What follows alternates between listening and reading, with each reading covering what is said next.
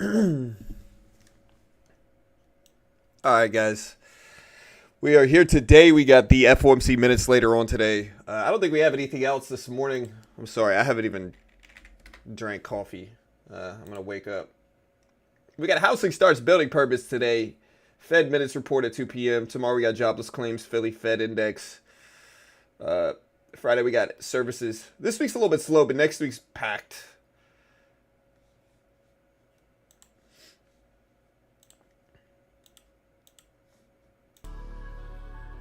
All right, let me know if the music's good. We should be good there. I'm going to do a poll.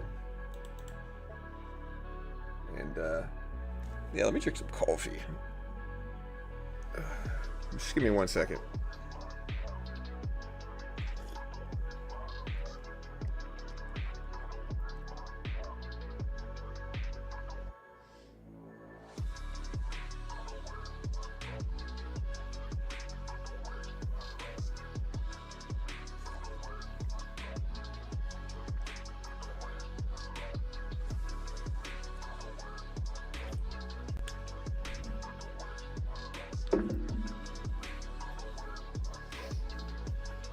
All right, guys. How you guys doing today? Nvidia up to 140s. Q is around lifetime highs still. Looks like lifetime highs on the Q. We're right around 541. We're at 539s right now. We got the SPY up here at 610s.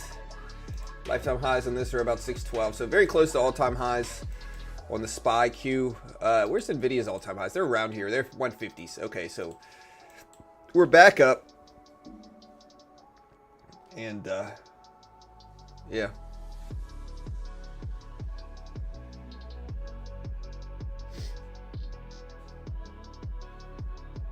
Yeah, we're back up. Fed minutes today at 2 p.m.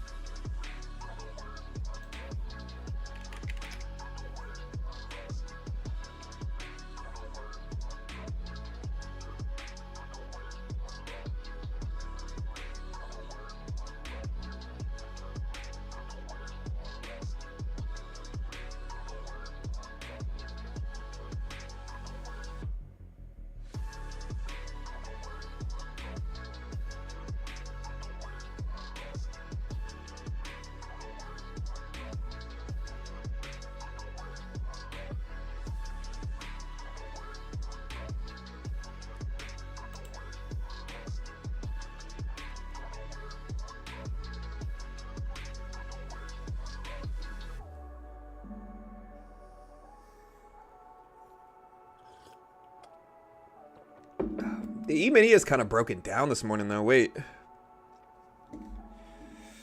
Okay, I drank my coffee. Let's talk about it.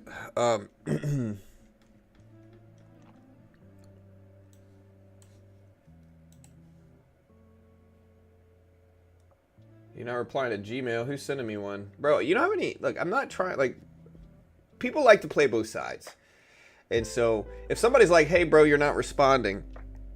And I'm like, hey... I get like genuinely 20 emails a day for like half of them are scammers, to be honest. The other half might be legitimate, but I just kind of ignore most of the emails sent unless it's something that really piques my interest. I'm sorry. I got other stuff. I got a family here, dude. Like, I got a family. I got kids.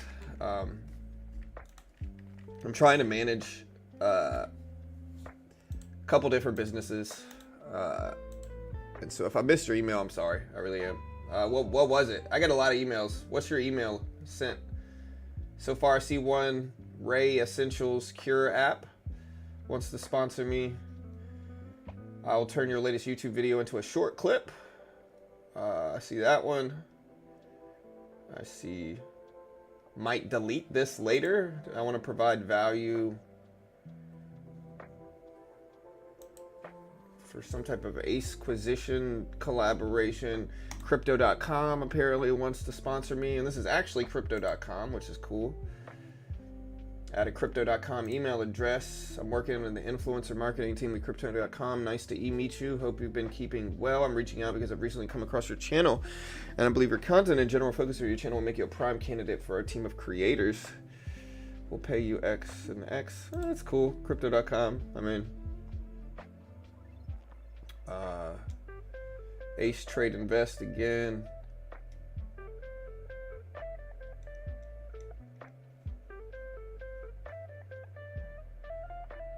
Yeah.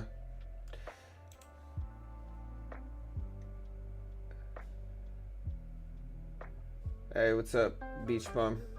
How you doing, brother? Yeah, dude. Honestly, the old might delete later worked too. That stuff freaking worked, bro. I clicked on that so fast. I'm like, oh no, they might delete it. Let me click on it. Oh man.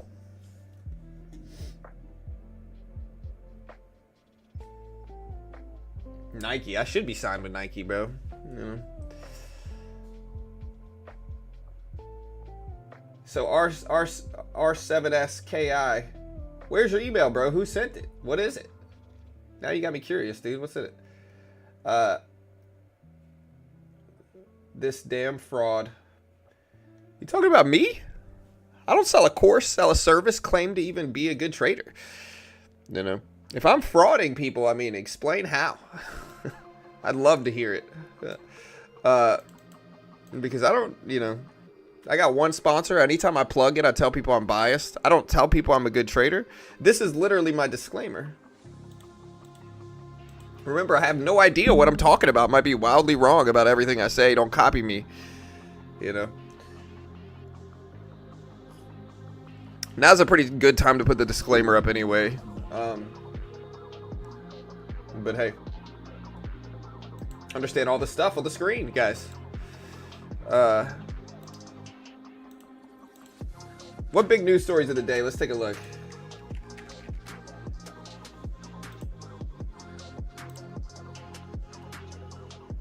All right, guys. So far, here's the big news today. All right, we got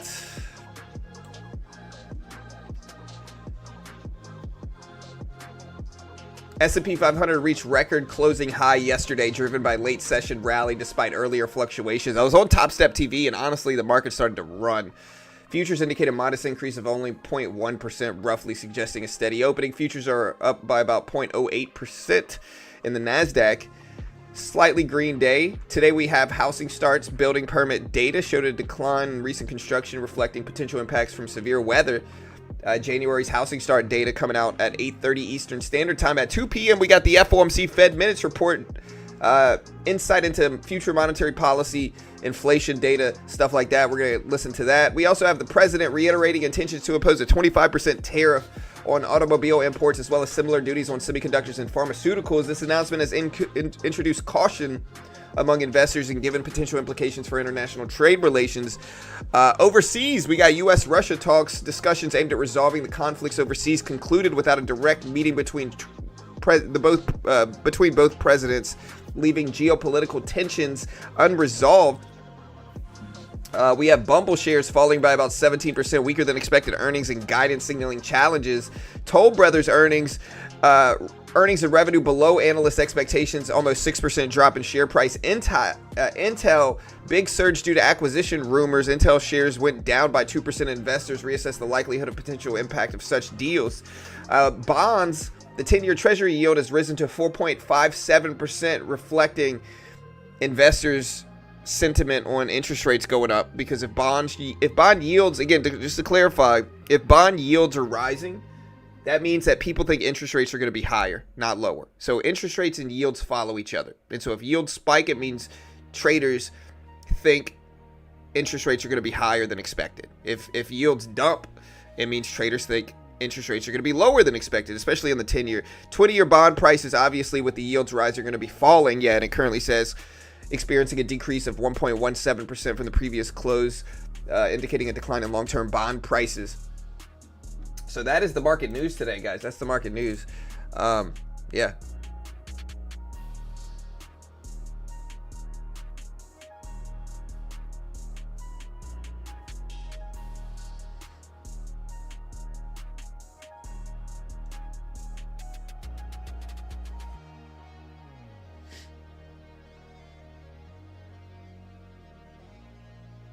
I understand Bloomberg, but not day trading. What does that mean?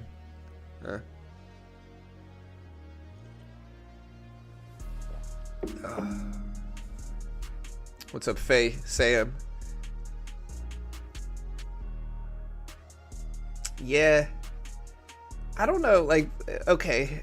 Well, okay. So, I don't think he should have said that. Jord. I don't think he should have said that. But I think if we're gonna put levies on something, what's gonna hurt the most is chip companies. You know, like U.S. chip companies. People. That's gonna hurt those countries the most, having to pay more for our chips. 100%. Absolutely. Now, it's certainly going to negatively impact said chip companies as well, right? So I guess it depends on the priority and the time frame we look at it. Like, long term, it might do good. Short term is going to cause volatility. But Nvidia is still up today. The only reason Nvidia is up, though, is because it's gapping up in pre-market. Yesterday, it dipped a lot throughout the day from 142s down to 137s. And it kind of stabilized, bounced back a little bit this morning. The SPY's actually red today. The Q is slightly green, but not by much. What's up, Alyssa? Tiny. Mark. Freddie. What's up, guys? Beach Bum. Yeah, y'all check out Beach Bum's stream, guys. Check him out. Hit that subscribe button on Beach Bum's channel. He's a good, he's pretty good.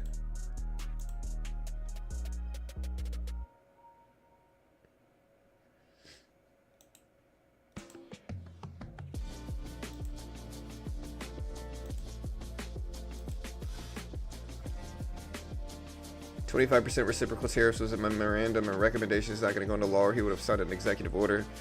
Well, what did he sign yesterday? Didn't he sign some orders yesterday at the close?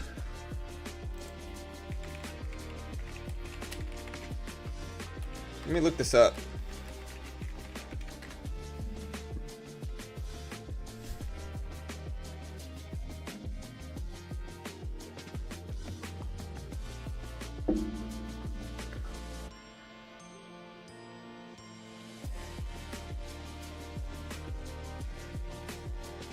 All right, so Tuesday, he signed 2 executive orders and issued a presidential memorandum. The two executive orders were: 1, expanding access to in vitro fertilization, or IVF. It directs the Domestic Policy Council to develop recommendations aiming at reducing the cost of IVF and enhancing its availability to more Americans. White House authority over independent agencies. The second executive order extends the oversight the president has to traditionally independent regulatory bodies, including the Federal Communications Commission, Federal Trade Commission, and Securities and Exchange Commission, by appointing the Office of Management and Budget Director, whereas vowed to supervise. The order aims to enhance accountability and coordination. The move sparked debate over the autonomy of these agencies and the constitutional implications of the increased executive control. And then the other one was promoting government transparency. So those are the executive orders. Regarding the 2 were expanding in vitro fertilization and asserting White House authority over independent agencies, and then he did a presidential memorandum on promoting government transparency, is what he did yesterday.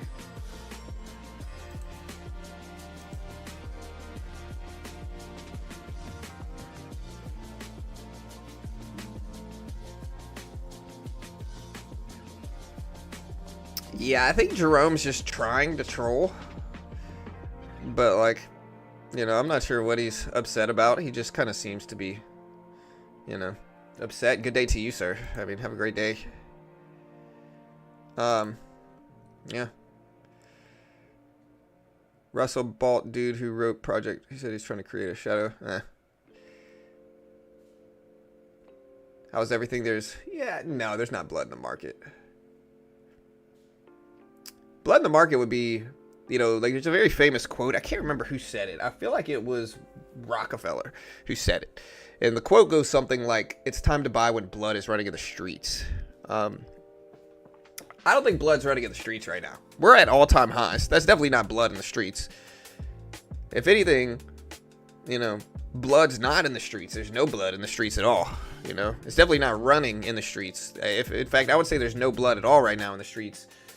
And listen, I'm the top 3 street watcher in the world right now. I don't know if that came across right. But there's no blood in the streets right now. The market's at all-time highs. Nasdaq's at all-time highs. SPY's at all-time highs. Dow's at all-time highs. Gold's at all-time highs. They're all at all-time highs. And they kind of inverse each other sometimes, but they're still at all-time highs. Beginnertrading@gmail.com.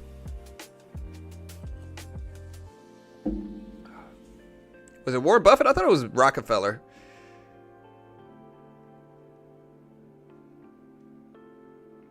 I might be wrong. Are we in a session right now? Thank you for the sarcasm, Bog. I appreciate the sarcasm, to be honest. I get so many people asking if we're in a recession. You know, it's just politically motivated. You know, like if they really want the new guy to get elected and they dislike the old guy, they're going to be like, hey, we're in a recession. It's like, oh, really? You know, GDP at 3%, unemployment under 4.5%, payrolls at 200-something thousand. Just not a recession, you know. A recession is a very specific thing. A very specific thing. And so at least you're sarcastic and not serious about it. There's no discount. Discounting what? Everything's at all-time highs.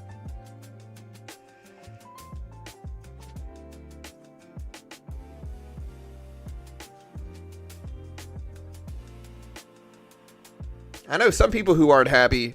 Lenders. They definitely aren't freaking happy right now, dude. Interest rates going up. Economy's too strong. Inflation's a worry. It means the Fed's going to be more hawkish than they thought. Interest rates ain't coming down anytime soon. Not unless we get some really bad economic data, but of course. Okay, thank you, Aro. Appreciate it. Yeah, commercial real estate's struggling. They've been. Commercial real estate's a risky investment right now. I like investing in things, but I don't really want to buy commercial. Not unless I get a super cheap discount on it.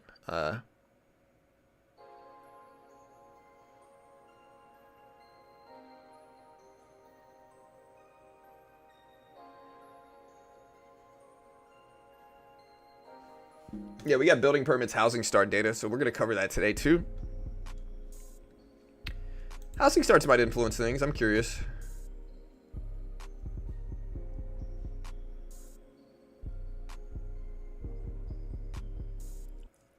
Okay.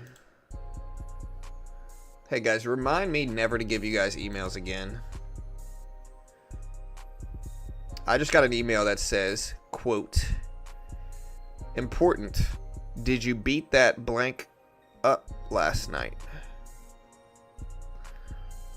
The expletive word starts with an A. Did you beat that A up last night? That's my email today. Thank you guys. Hey, listen. Thank you guys so much for this super needed and insightful email. Cheers to you guys. Ugh. Thanks so much, you know. I needed this today, apparently.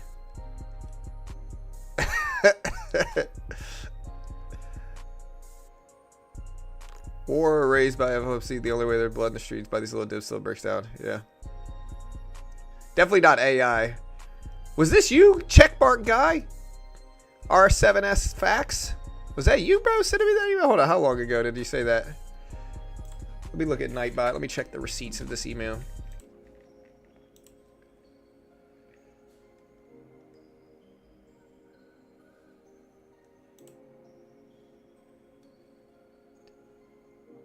This was 7 minutes ago. Somebody sent me this email 10 minutes ago.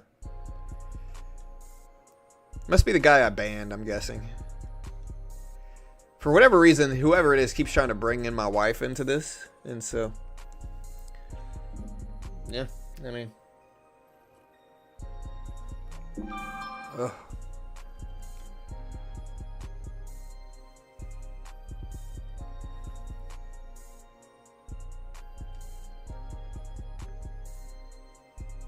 I mean, it's a fair question. I don't know, man. I think bringing up family's a little weird, to be honest. Like, like, I'm married with kids here, you know. Bringing up family's a little odd. It's a little strange. To be honest, if somebody talks about, like, my wife too much or, like, tries to stroke problems there, I just end up thinking they're like really single and like alone, and they don't really have much going for them, and they're just kind of like bitter, and misery loves company. Maybe I'm off with that. I don't think that's like a crazy assumption, is that they're just kind of like disgruntled, you know. And like everybody over here, we're definitely pretty gruntled, you know. We're definitely not disgruntled over here. And so if they act like that, I'm assuming they're disgruntled, you know. Definitely not gruntled. Yeah. Pi Network. Yeah. I've heard good things about the Pi Network, but I've never really gotten into it, you know.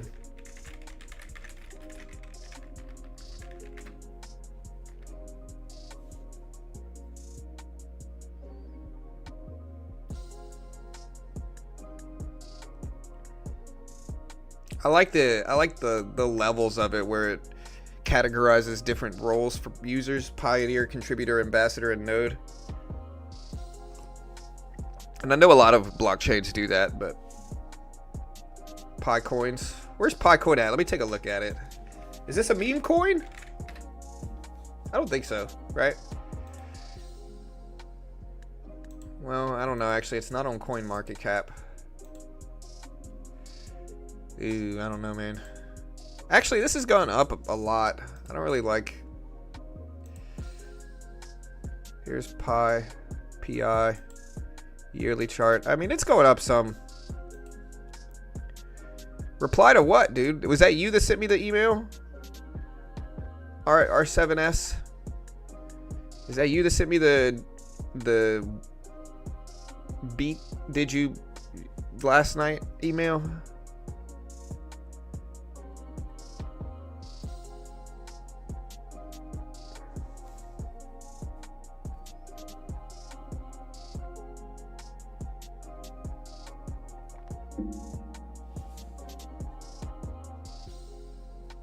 I remember years ago commenting you had a beautiful wife and then immediately feeling awkward about it afterwards. Yeah, like, look, dude, I'm not mad if somebody says that. That seems complimentary, you know? Like, I'm okay with that. It's when they get, like, hyper inappropriate. Like, I just either think they're young, you know? Because, like, you gotta understand, adults don't talk to each other like that. Where they're like, hey, you know? Not the beautiful part, but, you know, did you get some last night? Like, adults don't talk to each other like that, you know? Not really. Not unless you're young and you're, like, the relationships are very new. Like, once you're married with kids, that kind of stops. You don't really get into it like that anymore.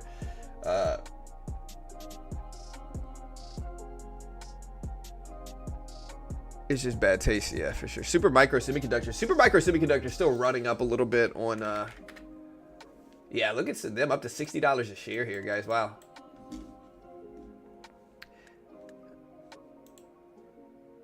Oh, you want to be an editor? Okay, got you. Yeah.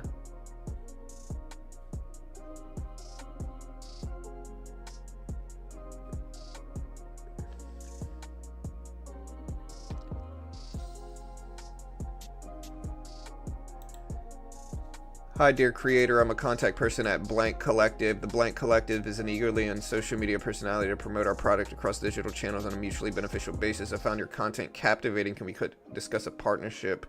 What is blank blank? I'm not going to tell you guys what product this is. It's a simple way to do this. You know, the problem with people sending me out emails, and this is a legitimate email from a company, the problem with people sending me emails like this is that they're not tailored to what I do. Right? Like, if people send me an email about something that's like involved on the internet and social media, but it's not tailored to trading, do y'all think I'm really going to have success promoting it in any significant way? Right? Like, yeah, sure, some people might sign up, but the net benefit of somebody like paying me to do it isn't there.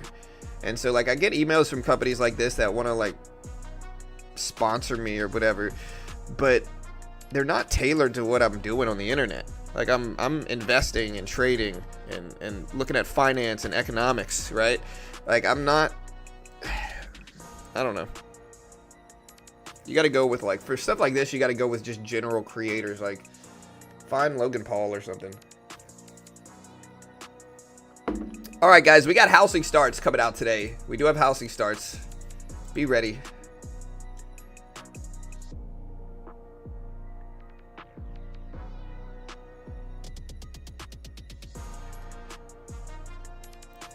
Oh, he's an editor. I'll leave it there. Yeah, no, it's all good. I'll get back to you later on today. Facts. It depends, man. To be honest, it's really hard for me to pay for an editor right now. R7S. Specifically because AI can edit for me at this point in time. And so it's nothing against you. But AI can edit pretty freaking well at this point in time. And to be honest, the issue I have with editors is the amount of time it takes to get it back. Right? Like if it takes days to get it back, a lot of the time if I want to do a news video, it's not relevant. If I want to do a strategy video, sure, but it takes too long to get it back. And it's been hard for me to find an editor that can get it back within like 15 hours on a, like I've even been like, yo, I'll pay you $300 a video if you send it back within like 12 hours, 15 hours, you know. But it's just been really hard to find somebody that actually can. Most of the time they're overworked. They're taking on all these clients. They've got all these deadlines. You know, but I'll message you. I'll respond later. Just give me a little bit. It's all good. Palantir. Somebody's talking about Palantir. Yeah, Faye. Yeah, let me do a poll here. I haven't done a poll yet. Does the market break highs? Does the NQ break highs in the next 2 weeks? In the next 3 days? Yes or no? Does the NQ break highs in the next 3 days? That's a good question for a poll. Our poll is now live.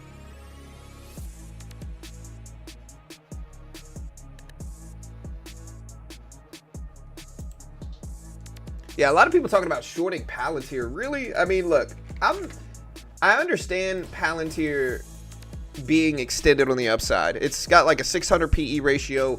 It's way, way, way up there. I get it for sure.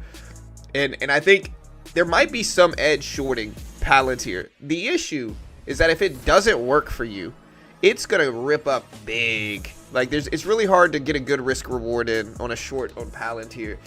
Not unless you're using really tight stops. And the problem that I have with it is that it can run any freaking time. You know, you might wake up one day from your slumber and Palantir's up another 20%, and you basically have to eat that entire thing because it ran an early pre-market and you just couldn't catch it. So I'm not really one that's interested in shorting super healthy tech stocks. It's just not what I want to do. I would rather go long, and this one's at 600 PE right now, so it's just a little bit too high for me there. What do you guys think? I think that's a good question. Yeah, I'm definitely not going to short it. I'm not a big fan of shorting super strong tech stocks, regardless of anything, no matter how weak they are. It was Aquafina, Faye. Listen, it was Aquafina. I could probably find one of those ridiculous emails if I look long enough.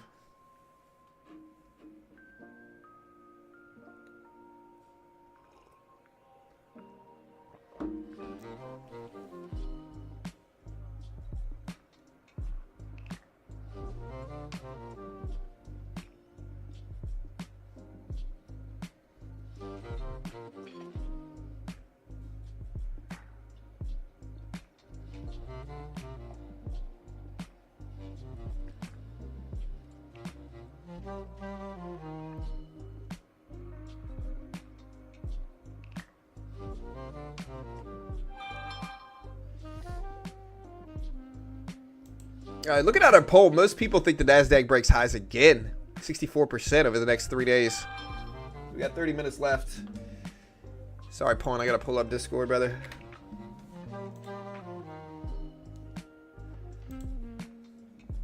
All right, guys, let's talk about some stuff today. Again, Philips issues its second straight profit warning on overseas China. The stock is hammered again. Upstart, stock of the day. Buy point after 232% rally. Upstart, how's Upstart doing? I haven't looked at Upstart in a minute, to be honest here. UPST? Wow, dude. This thing's rebounded. It's so volatile, though. This thing was at $400 a share. I remember covering Upstart earnings and getting like over 1,000 people watching the Upstart earnings. But since then, it has fallen down a lot. This thing's down hundreds of percent since then, but it's on a rebound back up. It was at $11 mid 2023. It's currently at 80 something. Yeah, it's currently at 87s for Upstart. Again, 25% tariff. The big news today is the 25% tariffs on autos. So is that negatively affecting, like, let's look at Ford. No. Let's put up like a 5-minute chart. There's Ford. What's another big auto company? We got Ford. Toyota is not really a U.S. listed stock. I think they have a Toyota stock, but it's not their main. Tesla, of course. Not really down too much.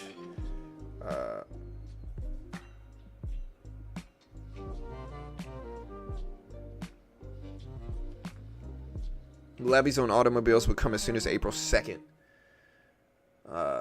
I'm drawing a blank on automobile stocks. I don't know why. We got Tesla. We got like Rivian, but EVs are going to have credits, I think. So Mercedes, Carvana. Oh, I'm sure Carvana is going to get affected by it, at least a little bit. You know, at the very least, it's going to be people are going to buy less cars. But we're not really seeing any big net effects of this here, in all honesty. Yeah, I saw that yesterday, Fabio, so that's true. Palantir. Yeah, Palantir, super, like, momentum's on its side. I don't want anybody to short Palantir. I'm just not about shorting it. It's just, that makes no sense to me to short. 0 cents. Alright, guys, we're going to get ready and,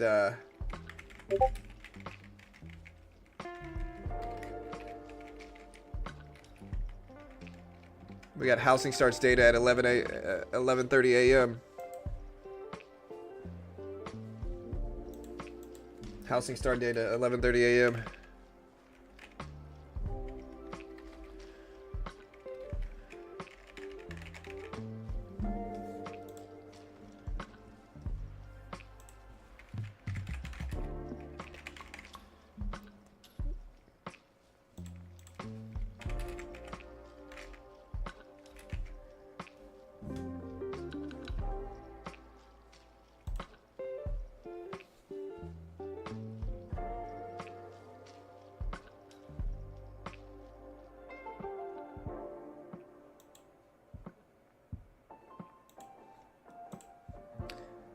Yeah, we got housing starts at 8:30. We'll see what that looks like. Yeah, we got the Fed minutes today. Tomorrow we got jobless claims, unemployment. Thursday we got some stuff too.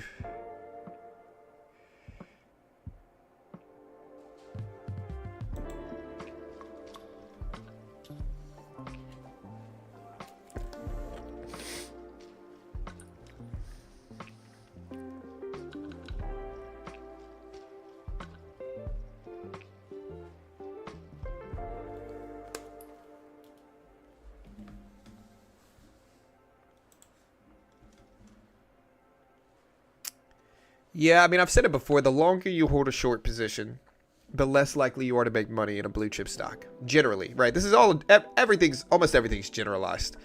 But the longer you hold a short position in healthy, like, blue chip companies, the less likely you are to make money. And this is why I dislike shorting them. I'm not a shorter. I'm only long. If I don't long it, I just don't buy it.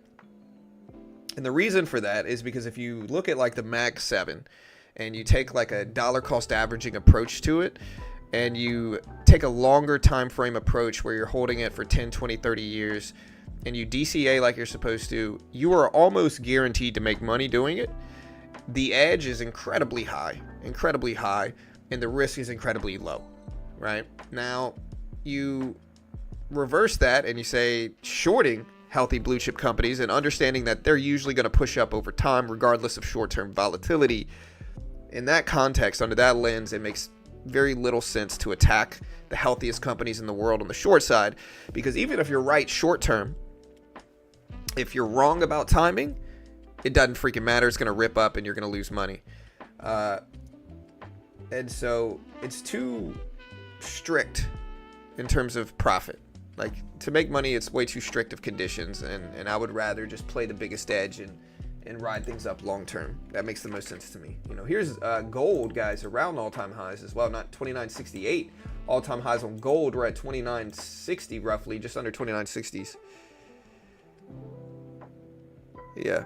And again, I'm not judging you. If you can make money shorting, great. Do your thing. I'm not mad at anything. A lot of people are going to be able to make money in all kind of ways that I can't. I'm not hating on them. I'm not criticizing them. You know, do what you do. Make your money. Not mad at it. But I'm going to be very careful. Yeah, so Pawn is also saying there's some big bets. I see a big open interest on put options for Palantir. Yeah. Yeah, swing trading is one of the most, like, if I'm in a short-term trade, swing trading's the way, to be honest. If I'm in a short-term trade, I mean, I day trade, naturally, but you guys know me. I don't even claim to be good. That's why it's hilarious when people are like, oh, this dude is a fraud. It's like, in what way, dude? I tell people I suck. You know, I genuinely tell people I have no freaking idea what I'm doing. But I think an area where I do kind of know what I'm doing is swing trading and investing, right? And economics. Top 3 worst ever. But swing trading, powerful edge, you know, but you got to catch the right markets though. There's some markets, there's some years where swing trading's not the way. Like swing trading, you gotta basically catch bull years. You know, you gotta catch bull years. You can't attack swing trades easily on bear years. But bear years are rare. You know, there's only been a couple years in history where we've bear trended, had bear red years for longer than like 1 or 2 years in a row. There's only been a couple times in history of the stock market. So what it means is that kind of the same thing I was just parroting anyway, is that the big edge is on the upside. And that's why people call me permabull. They call me all this stuff. I feel like they just don't really understand the market sometimes, because the big edge is on the upside. And I think a lot of people, like, they kind of pat themselves on the back speculating on like the demise of the stock market, where they feel like they know some secret that nobody else knows, and that, you know, they see the signs. Like they're Michael Burry in The Big Short, and they're just seeing the signs and nobody else sees them because everybody else is too greedy and they're not, you know. And I think people really romanticize around that idea, and it causes them to overpredict weakness when it's not there, you know. And I see that a lot, to be honest. and I think maybe that's why I rub some people the wrong way, is because they're them, you know. Maybe not though, I don't freaking know. Maybe my sarcasm is arrogant to some people. I guess that's what it is. Definitely top 3 most arrogant people ever. I feel like it's mostly sarcastic though, right? Like I'm not trying to be arrogant. I'm just kind of joking around, you know.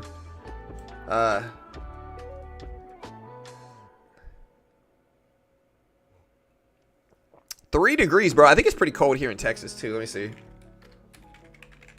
It's 32 degrees outside. That's very cold for Texas. That's way too cold for me.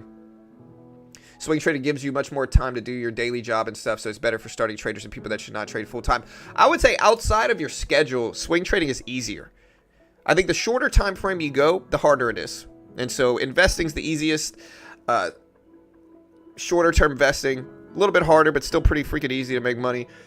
Swing trading, noticeably harder, but still easier to make money in it than day trading. Once you go to day trading, longer term trading, easier to make money, still way harder than any of the ones before it. And then when you get to short term day trading, it's the freaking hardest thing ever.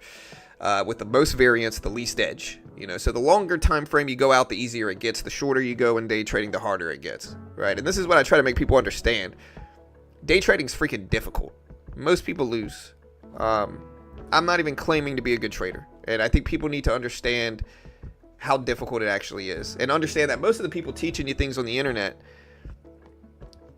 you know, most of the gurus selling you courses, they have no freaking idea what they're talking about either. Most of them. Some of them might, but most of them don't. And most of them are just marketers. 72 in Key Largo. I'm jealous, bro. I'm jealous. 27 in Longview, Texas right now. Man, a little bit colder than where I'm at. Yeah, for sure, Pawn, 100%. Pawn says, one thing I learned after a bit was if you know about something going on in the market, you better believe the market already knows it and has priced it in.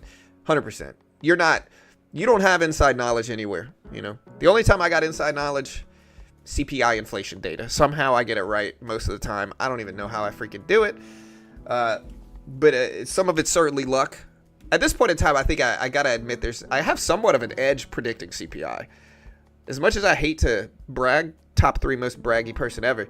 But I've gotten like 9 out of 11 CPI reports correct. Not just the direction, but the actual number, especially year over year CPI. I've gotten it right. Now, some of them I've kind of gotten some of them right. Like this last one, I got year over year exactly right. But I think I've missed month over month. So there's some, discrepancy there. But I'm just going to go ahead and act like I got them all right. -6 here in Nebraska. Oof. Most of the time, day trading is not hard. It's just getting greedy and overstaying my welcome. Right, but in that regard, it's difficult. It's difficult because it's very easy to overstay your welcome and trade too much. The psychological aspect's the most difficult. That's the hardest part. You might know strategies well, pick out good patterns. That's all good and fine. Managing risk reward and your emotions behind all of that is the most difficult thing. And that's why most people fail. Depends on what kind of Fed reports you're talking about, B. He said, anyone know where I can see the schedule for Fed data reports? Well, there's a Fed website that'll tell you all that stuff. -12 feels like -35. Oof. Canada, Michelle. Canada. That's cold. That's cold. Hey, guys, listen. We got housing start data in 18 minutes. If you have snow and no trucks spreading salt on the roads, not going in near. Yeah. One thing I learned living in Canada. I lived in Canada for a while. I lived in Sault Ste. Marie, Ontario, and Batchewana, Canada. I also lived in Sault Ste. Marie, Michigan a little bit. Hung out there, went to the bars out there, like chilled as a young person. My parents used to buy me a Greyhound ticket. I used to ride that Greyhound from Louisiana straight to Canada on a Greyhound. It would take days. I met some people on those Greyhound bus stations too, or on those Greyhound buses too. Made a lot of friends. We'd share CDs. I remember listening to the old Young Jeezy CD. This was like freaking 20 years ago, 15 years ago. I remember listening to like all kind of different music and riding that Greyhound. But anyways, I got off point. In Canada, one thing you realize is that nobody knows how to freaking drive in the snow, even if they live there.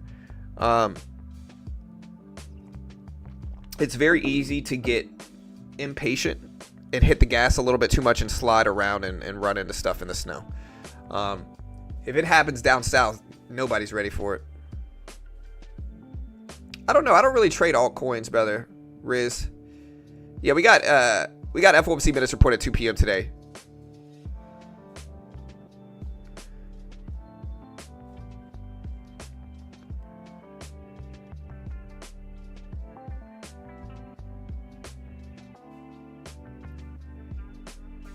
The Greyhound buses were fine. The Greyhound stations were sketchy. That's the sketchy places. I used to walk around Chicago, walk around. There's one time my dad bought me the wrong ticket, and so I went from Baton Rouge, Louisiana to Mackinac Island, which is much different than Sault Ste. Marie, Ontario. It's like an hour away, but I didn't. This is before cell phones, really, right? So I went to Mackinac Island. I don't know why I didn't prepare. I didn't really have a jacket, and it was snowing and like cold. And I remember sitting at the bus stop without a cell phone. I had to call Carol at the time because I was dating her at the time. This was like 15 years ago. And be like, yo, call my parents because I'm stuck, And I must have been like 18, 19. No phone. Yeah, good times, man. Good times. Apple puts for sure. Apple's been up a lot. Apple's been making some moves here. Look at Apple. Apple's at 244s.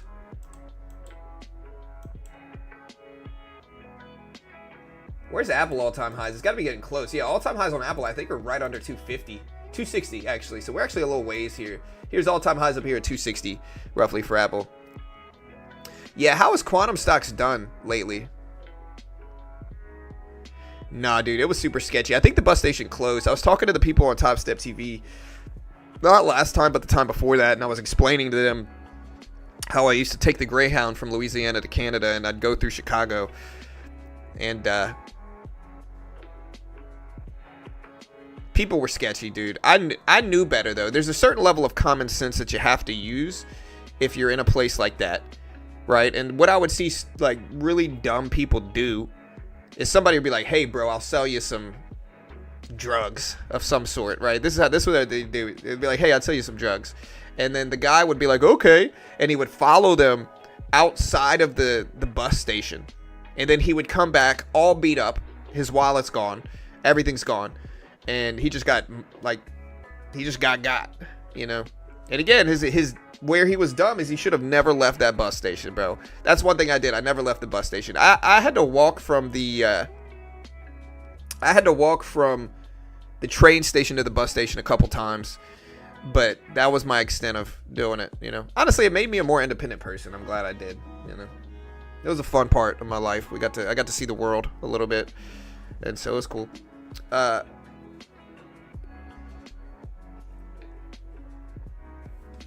Yeah, where's Bitcoin at?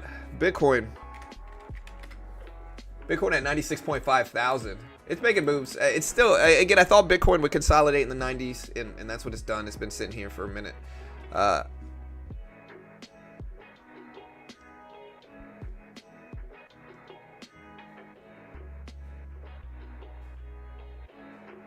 Why does everyone say the SPY is bullish today? SPY is actually slightly red.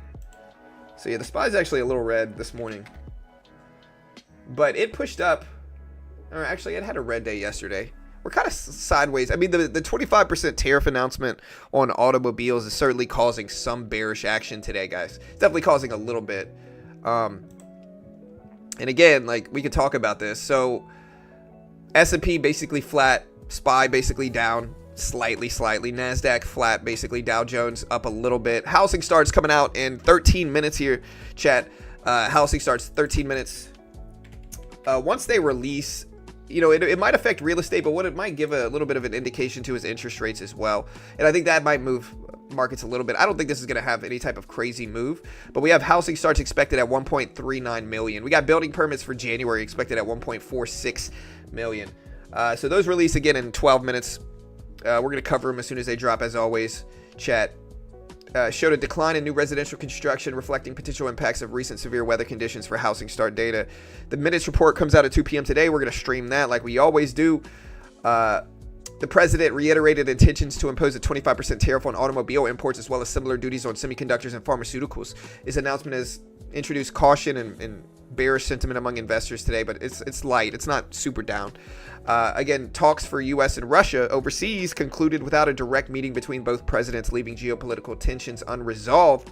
Again, Bumble stock fell almost 20% on weaker than expected earnings. Toll Brothers down 6% in share price after earnings and revenue were below estimates. Intel has run a lot in the last few days, but shares are down by 2% today as investors are looking at potential impacts of acquisitions. The 10-year treasury yield rising again up to almost 4.6%. If we look at the 10-year yield here this morning, chat,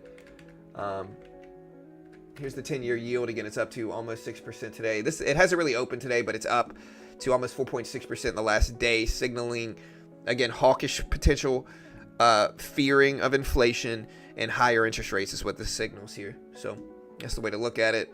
Bond prices currently higher, of course. Bond prices, again, I'm going to announce this. I'm going to teach you guys this. And this is one of the most important correlations to understand in finance. Okay. And again, if you struggle understanding correlations and bonds and stuff like that, listen to what I'm about to say and memorize what I'm about to say. If you can memorize what I'm about to say, you'll understand a lot of it. Okay. So the correlation is interest rates and yields follow each other, right? If yields spike, it means people expect interest rates to be higher. All right, that's the number one. If you can understand that, interest rates and yields follow each other. Yields high, interest rates high, potentially. Or at least that's what the sentiment is around it. Now, yields and the underlying bond prices inverse each other. So if bond prices are falling, yields are spiking. If yields are falling, bond prices are spiking. All right. And so in that regard, bond prices and interest rates inverse each other, you know. And if you can understand those three correlations, you'll understand what it all means. So when people talk about, look at the yields opening up just now. So yields up at almost 4.7%. What does this mean? This means interest rates are going up. Sentiment is that interest rates are going to be higher. Do we have mortgage data today? I don't know. Let me see. Do we have mortgage data? I have to look. But understanding those three correlations, it makes everything much easier to track at home. Much easier to track. Throw that away. Yeah, toss that. Yeah. So we did have mortgage rates come out today. Mortgage rates showed up actually a little bit lower than expected. 6.93%. Still high at almost 7% for mortgage rates. But the 30-year came in at 6.93%. 6.93%. Why you talk very fast? I don't know. I think fast, bro. Katie's nice. Houston is not safe anymore. The Houston bus station was not great for sure. Chicago was worse though. From my memory, I think I was talking to Top Step TV because it's located in Chicago, and they were telling me that Greyhound station isn't around anymore, which is probably for the best. It was sketchy, bro. It was sketchy. Like, I had to worry about getting robbed every time I was there. Literally every time I was there, and I saw people get robbed. I met people that got robbed. And I honestly met some of the robbers, and they were cool too, but, you had to kind of know. You had to kind of understand. It depended on how naive you were. So, like, it was an interesting experience riding those Greyhounds across the country. But I'm not doing it again. I'm certainly not going to do it to my kid. I'm not going to throw my kid on a Greyhound. I'm good on that. What did you have for breakfast today? I didn't eat, man. It's I started the stream at 6 o'clock market time. I don't have time to eat. I love you, bro. I expect market to go down after news. We'll see.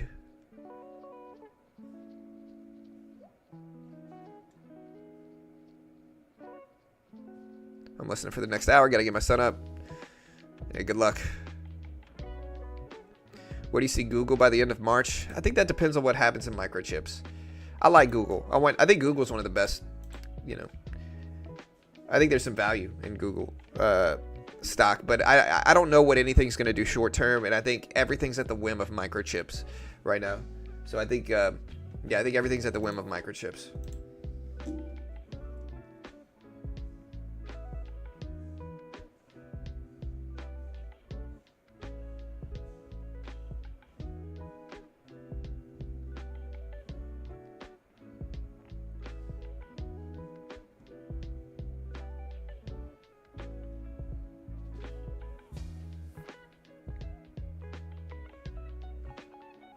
Hello from Thailand. How long you start trading? I started trading, 8 years ago, 7 years ago.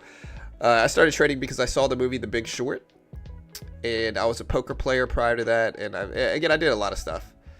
Like, my interests are like software development, programming, React, JavaScript, front end programming to a certain extent. But I've also built some other stuff too in Python. But I also played poker a lot, loved poker, was a real estate agent, so I loved investing. And then I saw the movie The Big Short, and it kind of sparked an interest in finance because I realized, like, poker, very similar to trading, very similar to chess or anything like that, where you can use your brain to try to make money. And so I fell in love with it in that way, started trading, lost thousands, trying to day trade. Eventually kind of found my place, started up this media channel, this media company, and here we are 8 years later.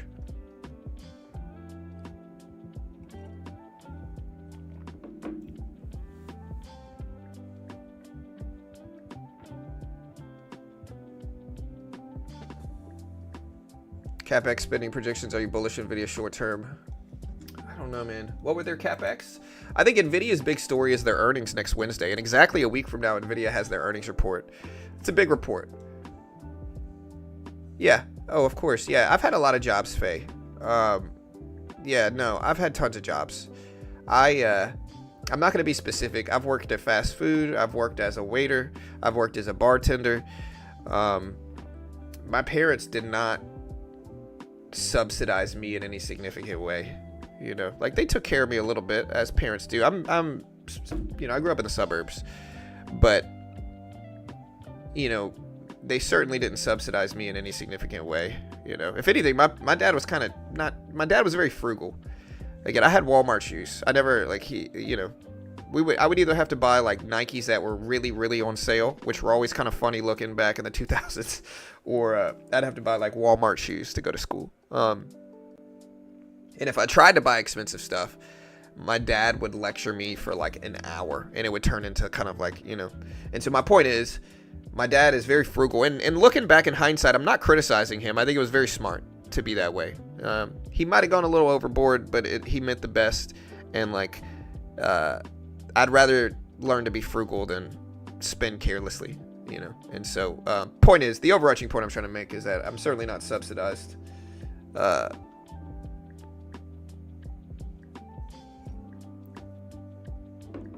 I think it depends on who you are. Like, I see some people that are just incredibly mean to servers. And the first thing I think of every time I see them is they've never worked that job. That's a difficult job. It's not an easy job. People are mean, you know. And so as soon as I see somebody being mean to a server or not tipping well, even though the service was fine, I immediately just kind of say this person's never worked a job like that, you know. Because anybody that has worked that job, they know that's a freaking tough job. Not easy job. Very difficult.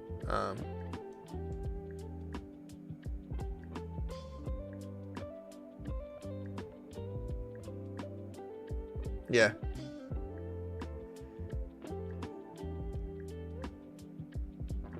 Caffeine makes you think and talk fast.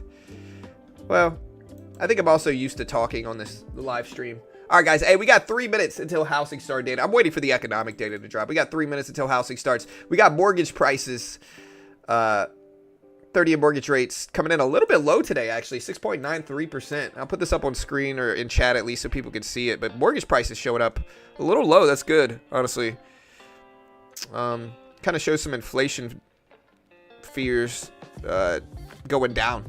But I still think things are, if you look at yields are still spiking. So people still expect interest rates to be higher for longer. All right, guys. Again, building permits expected at 1.46. Housing starts expected at 1.39. We got about 2 minutes, a little bit less than that, actually.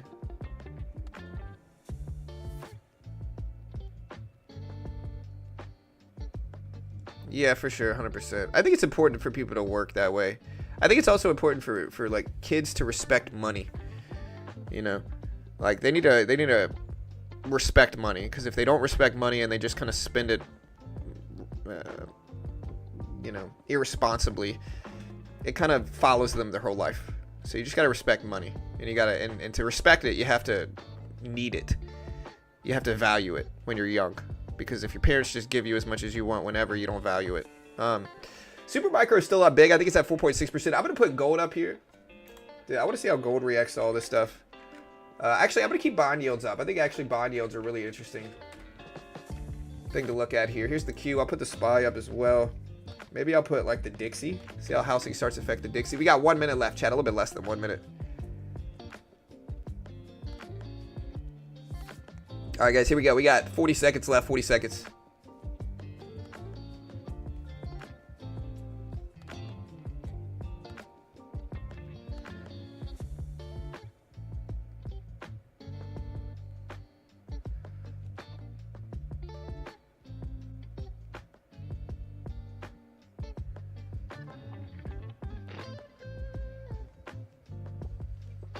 All right, guys, we got 10 seconds. 10 seconds. Let's see what the housing start data shows. They get expected at 1.39 million. 1.39 million. And here's the release.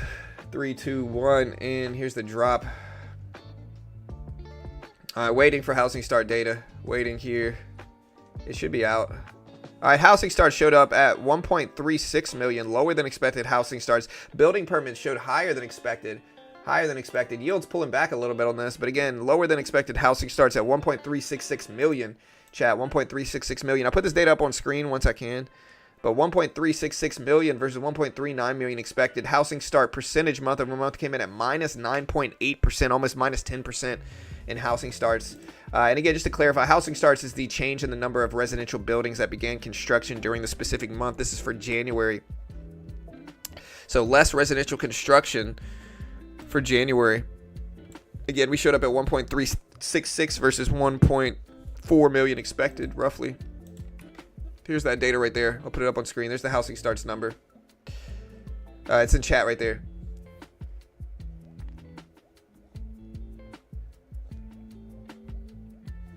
Will you make your kids work? Of course. Kids have to work. They got to do something. They're not going to be living here as an adult without paying bills. I don't mind if they live with me as an adult. I think the historical standard of the last forever really is, let your kids take advantage and gain a financial edge living at home. They're going to have to pay something though, and they're going to have to put their, they're going to have to support themselves in a lot of ways. But I'm okay with them staying here after they're an adult as well, though. It just depends. Depends on what they're doing. The numbers were lower than expected, showing weakness in real estate, which might impact yields and bonds and underlying stuff, but we didn't really move too much. So how much are you paying Mom? Mom. Oh, to live in her basement here?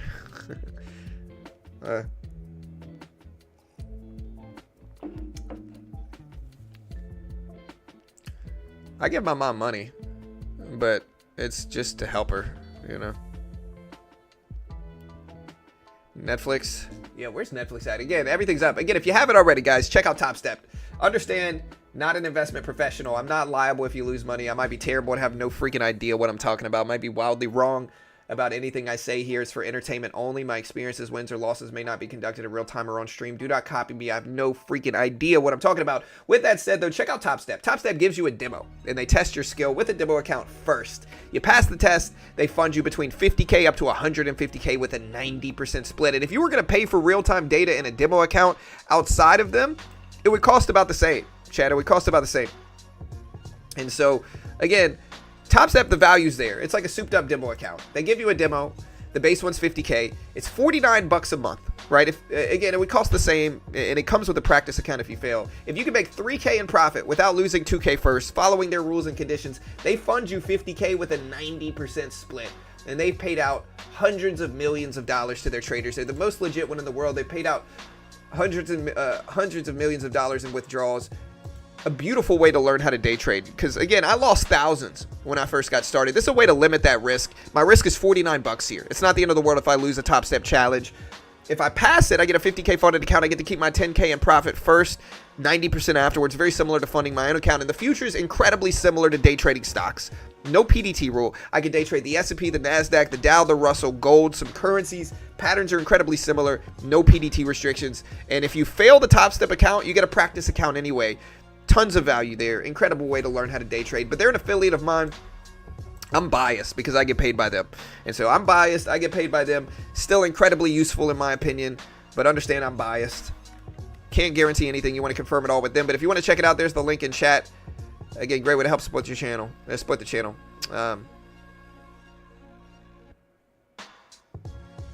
Yeah, I'm okay if they want to finish college and live with me too. 100%. Yeah. I disagree with that. They should not live with their parents at 35. Oh, I agree with that too, Philippe. I'm talking about after they turn 18. An 18-year-old is still very much a child in a lot of ways.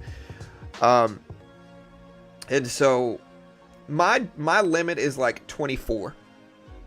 24. Once they're 24, keeping them at home is really holding them back at that point in time. Maybe 23. Early 20s.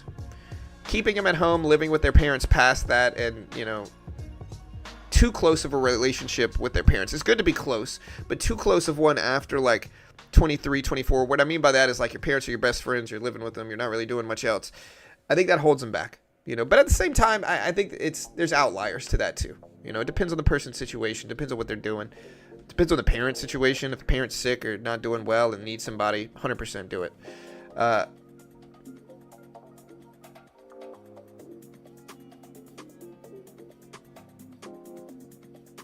Yeah, this is the Nasdaq futures contract. Look at the levels I drew yesterday. We're still kind of... Look, I drew this yesterday, this level right here. Look at how much we're still following it. Interesting. I'm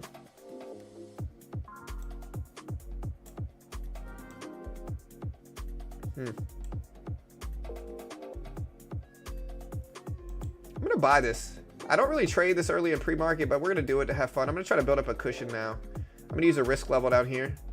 And if we continue up, we're going to have a small rewards. You can see how similar this is to day trading stocks, guys.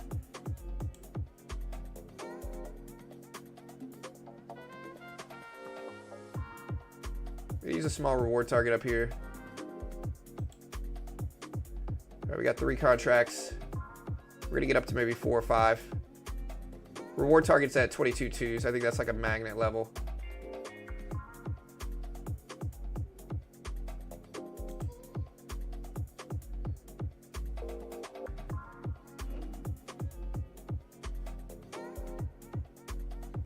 Yeah, when we're young, we think we know everything. Once we get old, like, you start to kind of come back down to earth a little bit. All right, I'm gonna take half off here, take another piece off here, and then I'm gonna cut out the rest right around here. Oh my goodness, dude. What am I doing, bro? Oh my gosh, dude. I accidentally, okay. I accidentally shorted. I mean, I ended up making like 30 bucks still, but I forgot to change the size here. I'm still green on the day. You can see the green on the day. My 22.2 level worked beautifully here too. That's something that honestly going on Top Step TV and vocalizing my levels on Top Step TV has really given me confidence in the levels I use, because look, remember I talked about 22.2 being a resistance level. That was my reward target, and we tapped exactly off of that level. Look how confirming that is. 22.2. So, and again, I'm not bragging, because again, I have no freaking idea what's gonna happen, right? Like, I'm just reinforcing my confidence in my levels. Yeah,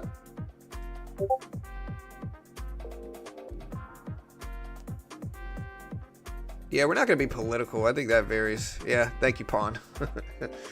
We got a cushion on the day though. Now we got a cushion on the day. I should have kept that short too. Look, remember I accidentally shorted up here, and we should have stayed in that thing too, man. It would have worked too, right off at 22.2.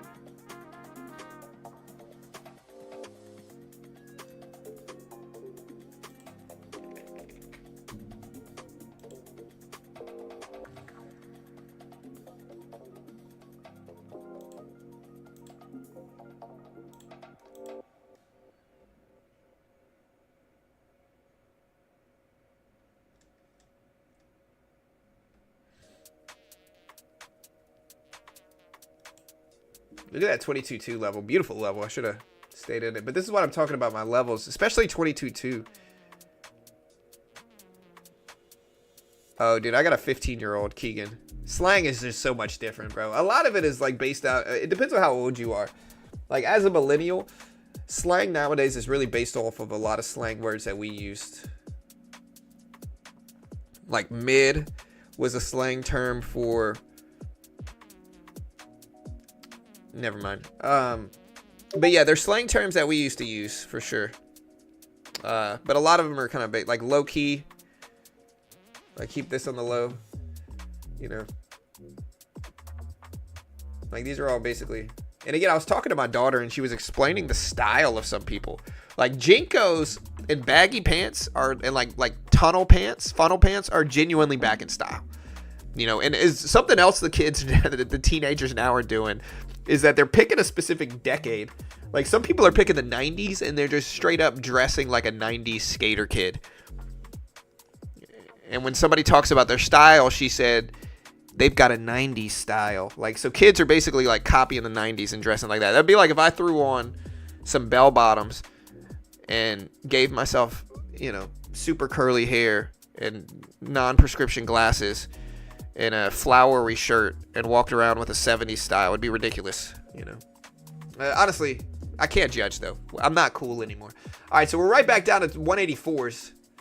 I should have held that short.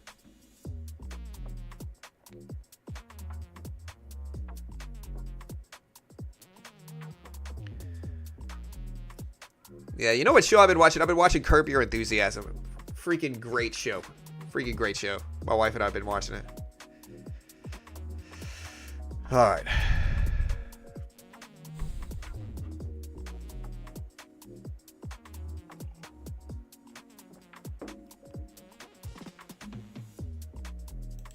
All right, look at where I'm bouncing off that 180 level too, bro. Like, my levels have been working. The only problem is, like, my levels can work to a T, but I can still get the direction wrong. And so I think when I'm doing this, I have to really go with the trend. And so I think my levels work great. I have to follow the trend.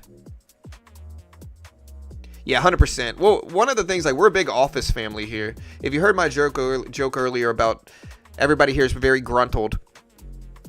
That's an Office joke. Michael Scott says that in The Office. He goes, they're not very gruntled, or they're not disgruntled. Everybody here is very gruntled. It's an Office joke. But I used to watch The Office with my wife, and I would always tell my wife, like, hey, I think when they wrote this show, they would say, what's the worst possible thing that could happen right now? And then they would write around that idea, right? And so when I was researching Curb Your Enthusiasm, we were watching one of those we were watching one of the shows like the 2000s or the 90s or 2000s, like I love the 90s or I love the 2000s, and it was talking about Curb Your Enthusiasm, and it said that The Office was inspired by Curb Your Enthusiasm specifically because he would do exactly what I said, which is that he would find a situation and say, hey, what's the worst possible thing that could happen right now? And then he would write around that. And so it was actually really confirming because my theory on how they wrote The Office was correct. Worst possible thing. And you can tell a lot of comedy shows followed that recipe. Like a lot of comedy shows followed that recipe, like Parks and Rec, Office, Seinfeld. Like a lot of them followed that recipe. And it's hilarious too. So good shows. Yeah, Landman's good. Landman's really good. No, I use my kids' slang all the time. My daughter will actually like tell me about it. So, bussin' was big for a while. Like, this coffee is bussin', guys. A little bit too much for me. I think it's a little bit too loud of a slang. I don't like it. Get off my lawn is basically what I'm saying. But bussin' is one. Lit. I don't know if lit's still one or not. I can't tell. When I was young, again, I've said it before, mine was like tight. Like, this is some tight coffee, you know. Ugh. And like I said, get off my lawn. That's all I'm saying, guys. Get off my lawn. Yeah, just a little stitious. Yeah. Yeah, the guy, Larry in Curb Your Enthusiasm, wrote Seinfeld. And that's what Curb Your Enthusiasm is about. It's a fictionalized version of his life where everybody knows him as the writer of Seinfeld. It's good. All right, so we bounced right off of that 22,182 level. Still in this range, kind of sideways in pre-market, but we're green on the day. We'll see what happens. Let me put some stuff up. We got Palantir down. Apple down. We got bond yields up today.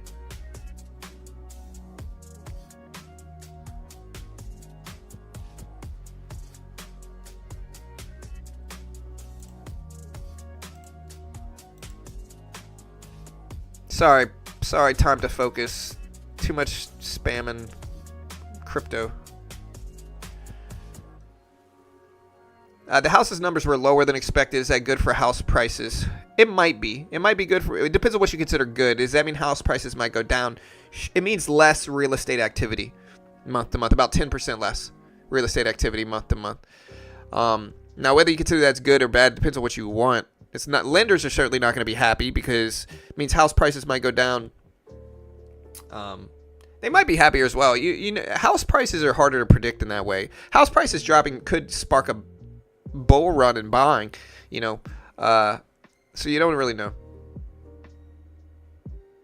Yeah, he got ponged out of here. I was the paddle. He was the ball. But yeah. All right, guys.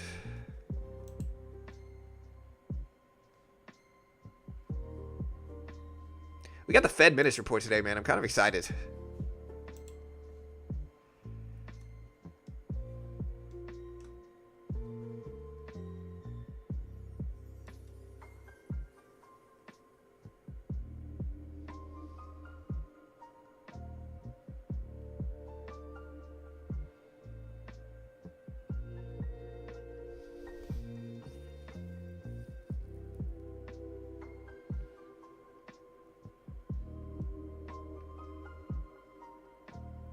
I feel like the universe tends to unfold as it should. All right, so Russian President Putin says he was informed of Russia-U.S. talks, according to IFAX. I'm not sure what that means. USD services return on Binance US as of February 19th, and the feature will gradually roll out to all eligible customers in the coming days, according to Binance. So Binance is going to get opened up in the U.S.? That's great. Starting today. It'll gradually start rolling out. Interesting. So Binance...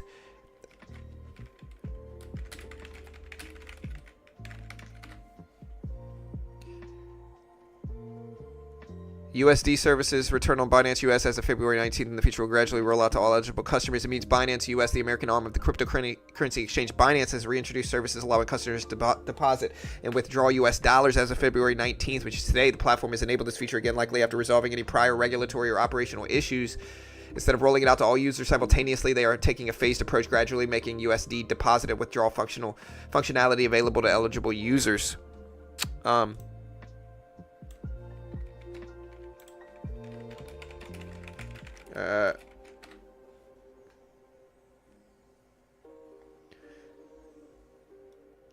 Yeah, so the Russian president acknowledged being briefed or receiving info about ongoing discussions or negotiations between reps of Russia and the U.S. The mention of via IFAX refers to Interfax, a major Russian news agency, which likely reported on his comments. In essence, he's indicating that he's aware of the dialogue taking place between the two nations.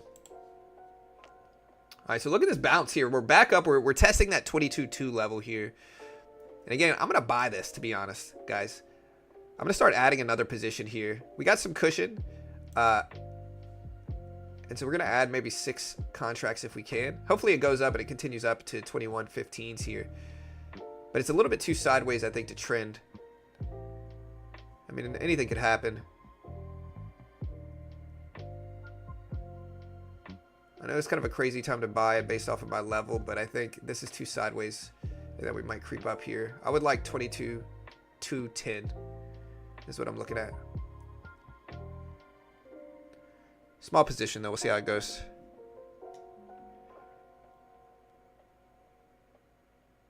Are you excited for FOMC minutes? Yeah, I'm excited. Why wouldn't I be? I get excited for all our big streams where we get thousands of people watching.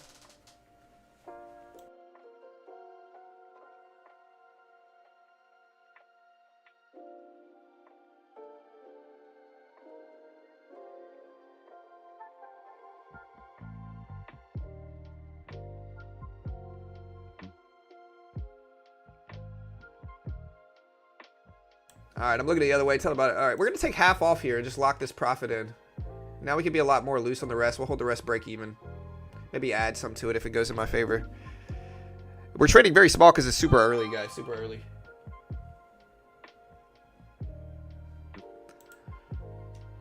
Oh, yeah, let me do my...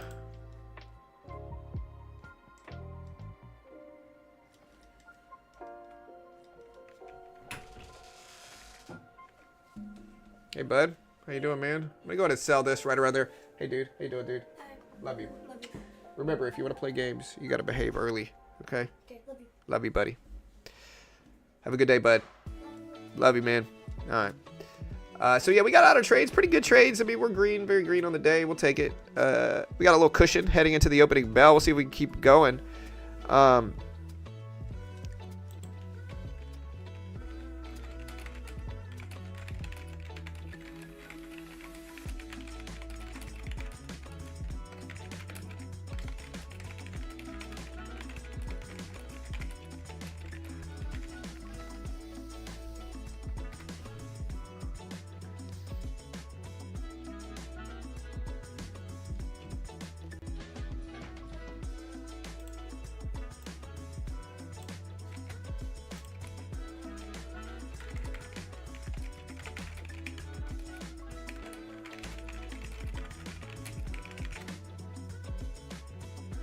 All right, guys, market's still pushing up. I guess I could have held. I wanted 210s.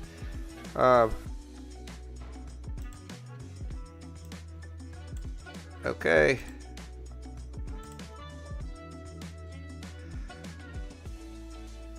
All right, so we're up there. We got a little green on the day. I'll take it. All right, so again, as trading resumes, investors are digesting key economic. S&P nearing record highs, buoyed by tech gains, easing inflation. Futures indicate a slight increase. Latest housing start report for January shows a 5.7% decline in new residential construction. Seasonally adjusted annual rate at 1.39 million units, down from December's 1.47 million earlier. NKLA bankrupt. Not a shock. NKLA filing for bankruptcy here, guys. Just to clarify, this is the EV company that rolled the EV down a hill. Of course they're bankrupt. Not a shock, but they just filed for bankruptcy. They'll pursue an auction and sale of its assets and will continue limited operations during the sale process. So this is Chapter 11. Chapter 11.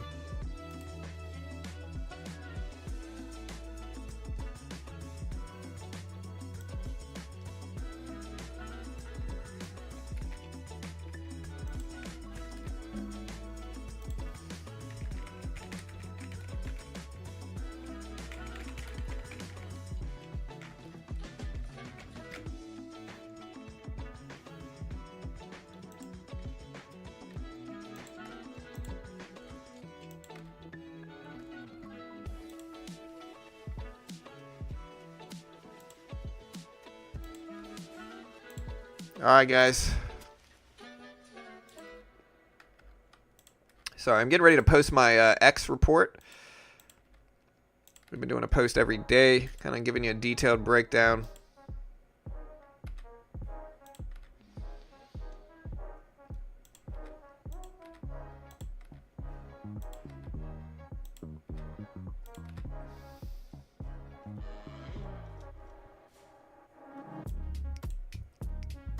So we got our X post. If you want to see a full detailed breakdown of news and markets right now, check out this link. Give your boy a follow here on X.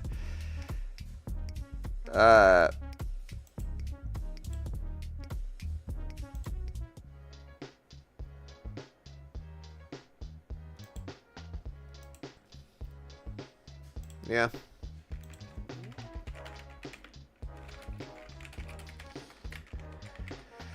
I think Chapter 11 is a reorganizational bankruptcy, no? But it sounds like this is a different type. So I thought Chapter 11 was reorganizational. Chapter 7 is liquidation, provides a fresh start by eliminating unsecured debts. Chapter 13 allows individuals with regular income to create a payment plan to pay off debts over 3 to 5 years. Chapter 11, reorganization, designed for businesses and individuals with large debts to restructure their financial obligations. Yeah, so it looks like NKLA is doing a reorganizational bankruptcy here.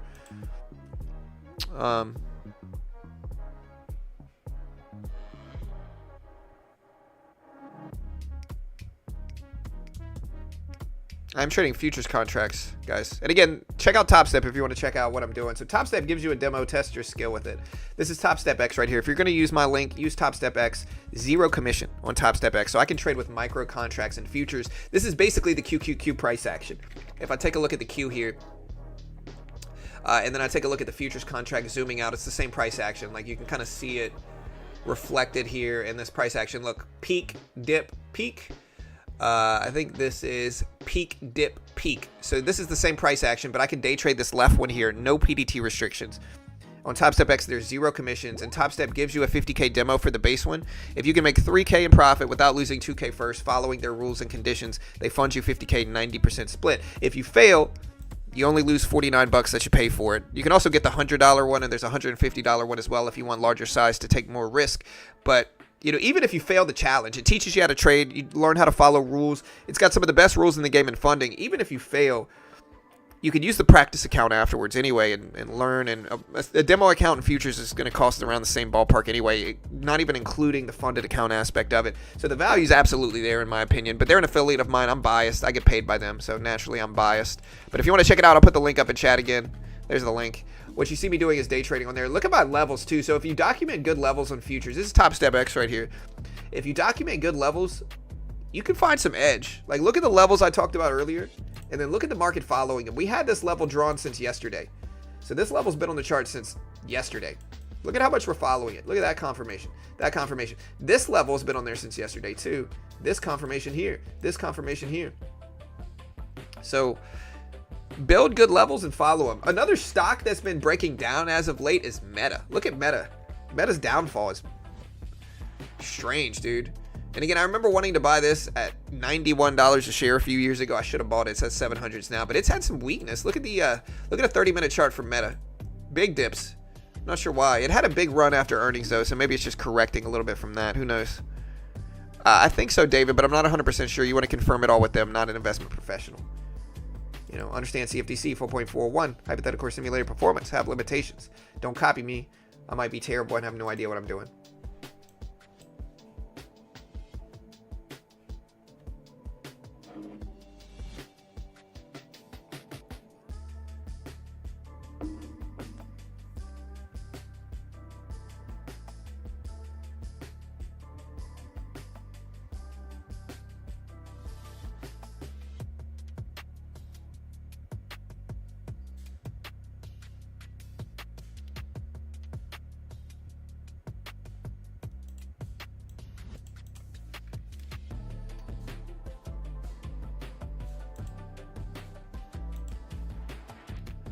I appreciate the follows.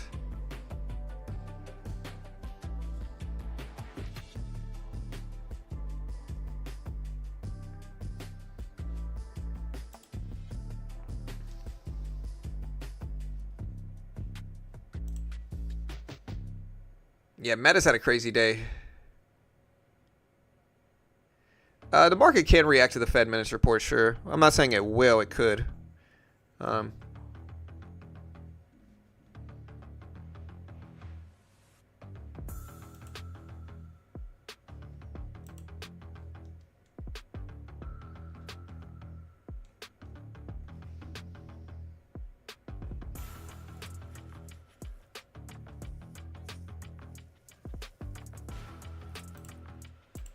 Chamath Palpatia saying, my friends and I are considering starting a new high-limit poker tournament circuit in the U.S. and payouts per tournament, but some conditions there will be drug tests. That's kind of out there.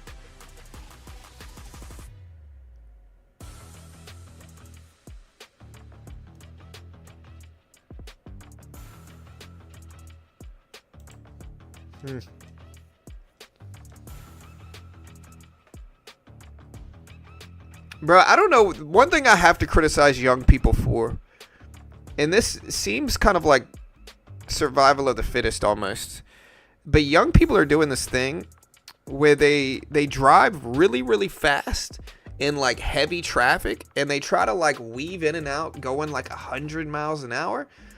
And I'm just here to say, this is the dumbest freaking thing I've ever seen in my life, bro. Like, how stupid do you have to be to drive this way? You know, and like young people see it and they think it's cool, and so they want to drive that way. It's genuinely like survival of the fittest. This is like, you know, basically dumb people are going to eliminate themselves. And so just be smart, guys. Don't do that. If you're young, don't be stupid. Really, it's a danger to everybody, but, you know, just be smart, guys.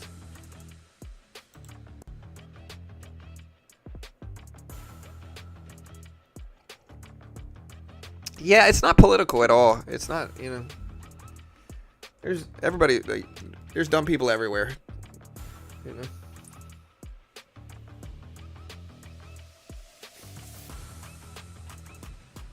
Bro, my contractor sends me a text message in the middle of the night.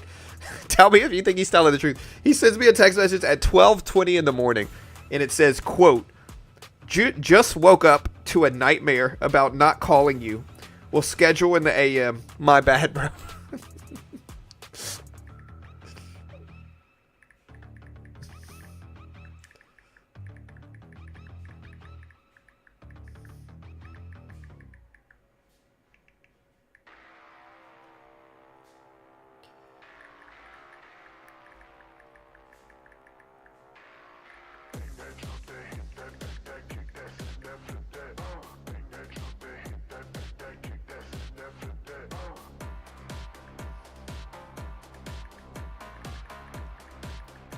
All right, guys.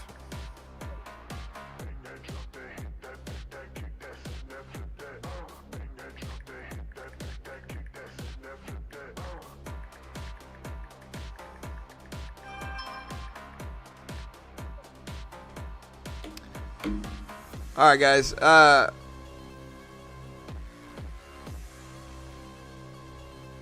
Yeah.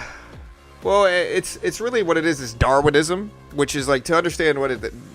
Darwin had a theory, and the theory is survival of the fittest, right?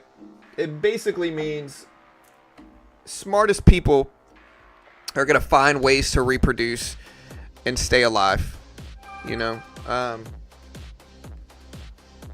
And so when you see people really do dumb stuff like that, you gotta critique it. You gotta criticize it. All right, guys, look at this big red candle here, chat. This big red candle. Wow. All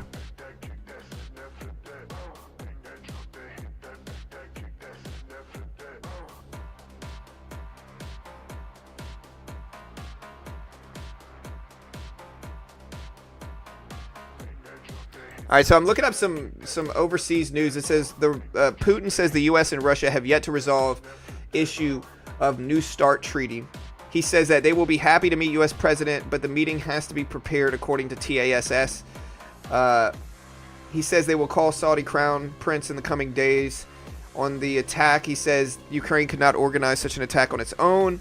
I don't know if some of this is causing this bearish movement here. I'm going to short this now. I'm going to jump in short and see if we reject off of this big resistance level here. All right, nice little retracement down. Slightly green so far. See if we can reject. That's kind of a big bounce back. We're going to cut half of. I'll give it 1 second here. We cut half of it basically flat, which is good. I'll let the rest work.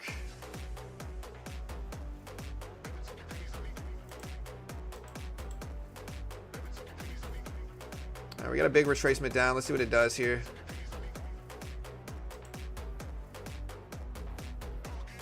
I'm gonna get out here. We're still green. We lost $10. That's fine.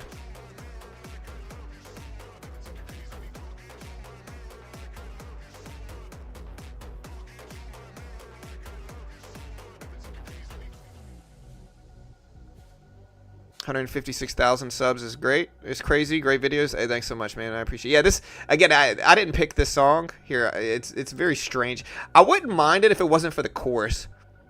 Talking to my mirror like I love you so much. What is he talking about? I mean, I get it. This is kind of like dubstep or whatever that is. I don't even know what it's called. A little too early for that music. I agree, man. I'm sorry.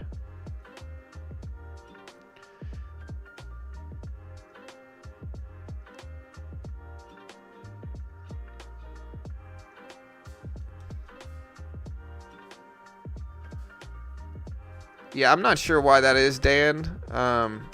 Yeah, again, he said well, that they never close my position, Stan. I'm not sure why they do it on your end. DeepSeek weighs raising outside money for the first time, according to the information. So DeepSeek is weighing getting funding from outside money for the first time. I wonder how that's going to affect microchips. Hey, Relentless, my guy. What's up, brother? That's the music I need, dude. I get it. Hey, I forgot to email you back, Relentless, about inviting to the house. Look, I would love to, brother. I don't really trade penny stocks, dude. You know, and I'm not good at trading penny stocks. That's number one. Number two is that I'm married with kids, bro. You know, we got stuff going on my household right now too, so it's just really busy. But I appreciate the offer and the invite. Genuinely do. Appreciate it, brother. Thank you. Yeah, appreciate the love. You know, the thought. Hope you're doing good, man. Y'all go check out Relentless Trader's channel. If you like penny stocks, he's the man there. You know, go check it out. I'm from New York. Yeah, I'm from Louisiana.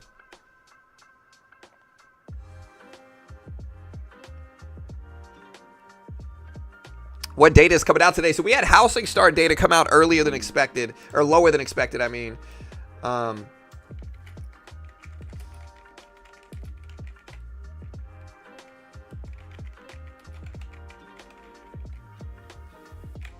So we had housing start data show up a little bit weaker than expected. A little bit weaker. Not a crazy amount weaker, just a tad bit weaker than expected. Today we also have the Fed minutes report going live, guys.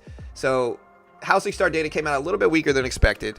Today we have the FOMC minutes report at 2 p.m. Eastern Standard Time.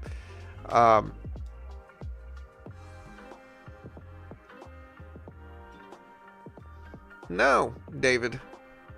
It wasn't a party. It was more of just kind of like a house. He's got like a house of traders that he runs.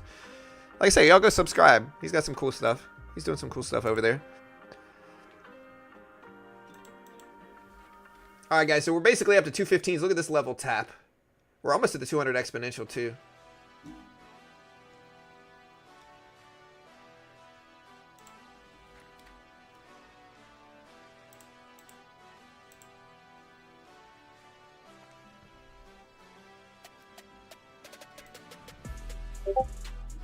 The market already opened. So the market opens up in about 25 minutes or so. About 25 minutes, give or take. Okay, yeah, let me take a look. Hey, David. Here, hold on. So let me look up. Okay, hey, David. Let me look at.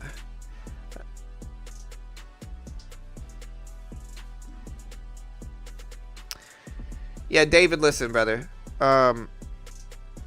You seem to be mostly trying to participate. Just a couple things, David. Let's be less political, brother. Let's be less political. I don't want my channel to be super politically driven. Like, everything's looking to critique, you know, the other side. I'm just not really about that, brother. I'm not really about that. So just a friendly warning, David. I appreciate you communicating, but let's be less political, less controversial, if we can. Por favor, mi amigo. Let's be less controversial, ultimately. Let's try to do that. Hey, what's up, Taker? Hey, what's up, brother? Yeah, it's kind of a slow day today. It's a slow week. We don't have a lot of economic data, you know. We had almost 1,000 here when housing starts dropped, but they've kind of slowly... We'll day trade, of course. Let's get ready to day trade. I guess I probably should.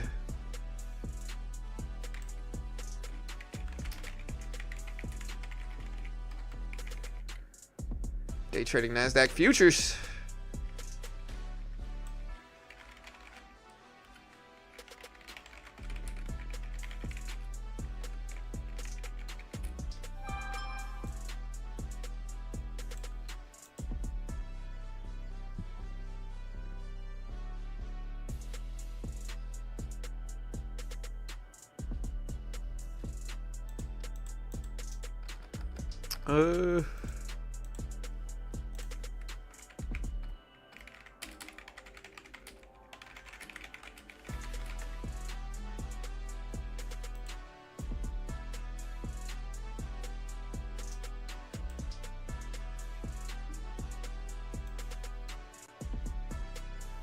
Oil got me.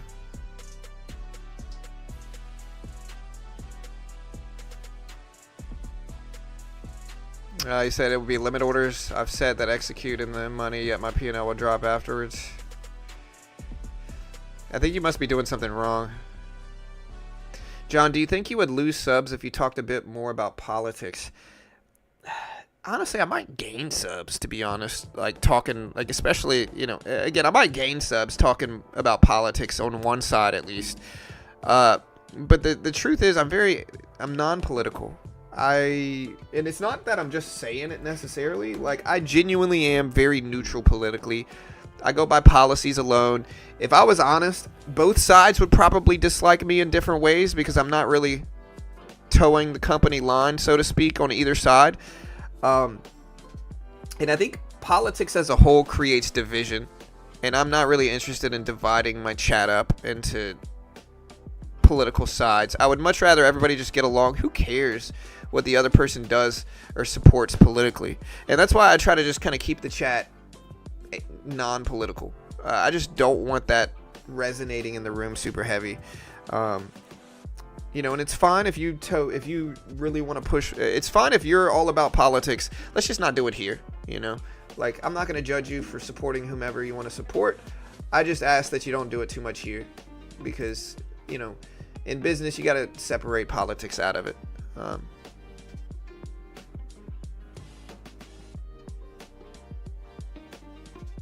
Yeah, I just don't want the chat to be toxic. You know what I mean?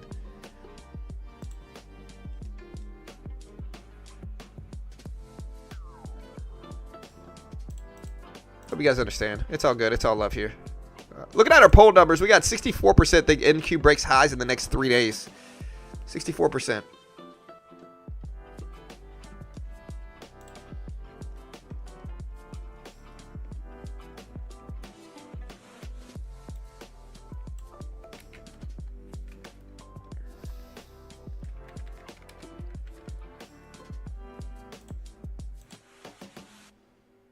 Yeah, it's all good, Fabio. Not really, David. I mean, it depends on what you say. If I think it's something that could be construed as toxic or super controversial, yeah, I don't want you to say it, of course, and I'll ban you if you keep saying it, you know. That's all it is. I think it's pretty reasonable. I think it's pretty reasonable.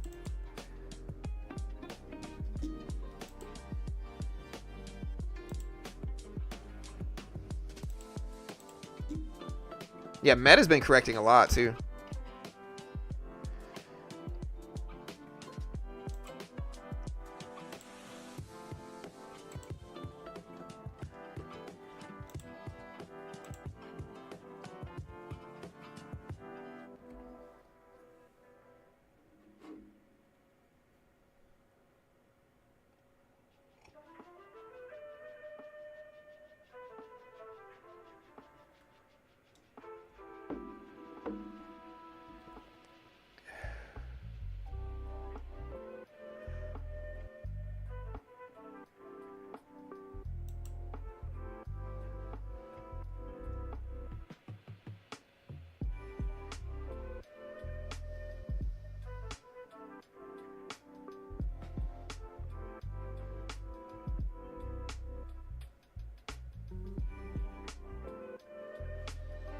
Here's a good, interesting conversation. Do y'all think work from home is useful or not? Do y'all think work from home is useful or not? I think work from home is the future. And I think even if we have holes in it right now, it's the future. 100%. Commercial's going to fail in a lot of ways because of remote work, you know? And the only businesses that still do not rely on remote work are restaurants. And restaurants are a risky business. So, yeah, 100% depends on the industry. Absolutely.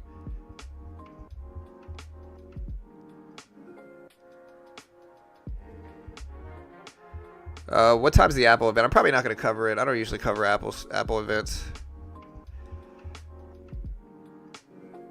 Yeah, I working from home.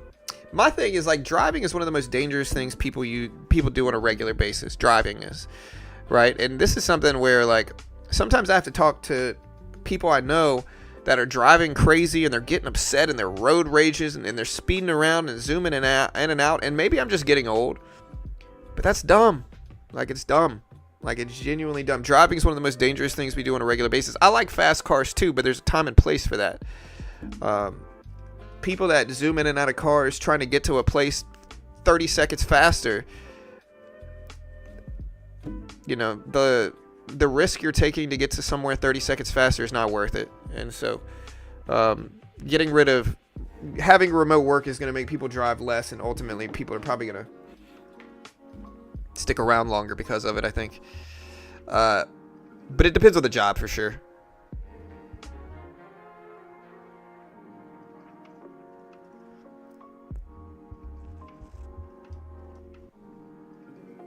I'm talking about all jobs. All right, chat. Hey, we got 15 minutes. 15 minutes left, team.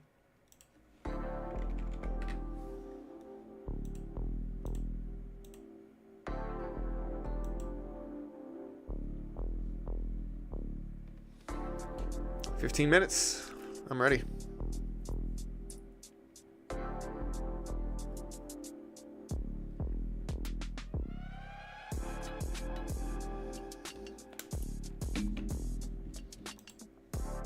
All right, so look at that 200 exponential rejection here.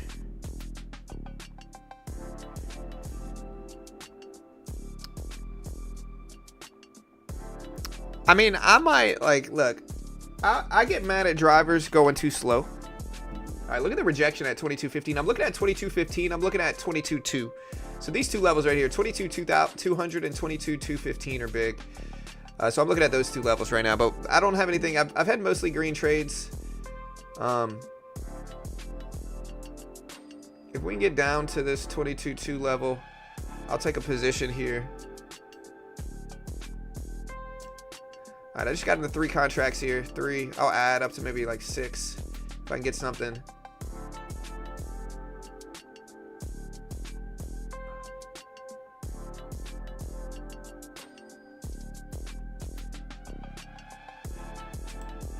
Took half off, just kind of locked a little bit in, protected the trade. Little baby trade, but that's all right. Got a little bit more room. Took a little bit more off there. We're gonna add some back. We just retraced all the way back up here. Okay, I'll take the little $20 gain or so. Anyways, people who drive too slow frustrate me, but it's to a point. You know, like somebody going 5 miles per hour under the speed limit is making things worse, not better. They are causing more problems, more accidents, more danger on the road. People have to swerve in and out, go around them. That causes more accidents. And if you're to a point where you're so scared of driving that you need to go 5 miles per hour under the speed limit just to feel safe, you probably shouldn't be driving in the first place. But context is important too. All right, guys, so we're breaking it down. We're at 22.2s. And I think self-driving cars like Tesla, Rivian are going to beat this. Where's Rivian at right now? Didn't they have earnings? They're up to almost 15 a share, which is better than the last time I took a look at them. Here's Rivian right here.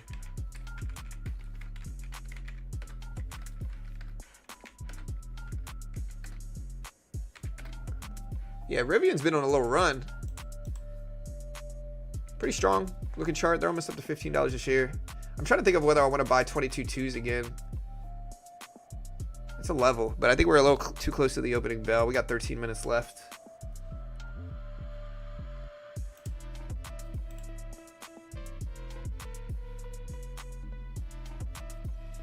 Yeah, people who sit in the left lane and drive the speed limit are the worst people ever. They're causing more accidents than anybody, and the entitlement that they have is frustrating. Left lane's the passing lane. If you're not passing, you're wrong. If somebody's driving faster than you in the left lane, get over and let them pass. You know, you're causing traffic. You're causing problems for everybody behind you. You know, people like to get in the left lane and sit, and because they're going 5 miles per hour over the speed limit, they think it's okay. It's like, dude, get over. Move out the way. I know, and listen, I understand I'm contradicting myself too. So, top 3 most contradicting trader in the world right now. All right, so look at this. We broke down deep under 22.2s. Let me see if there's any news that came out.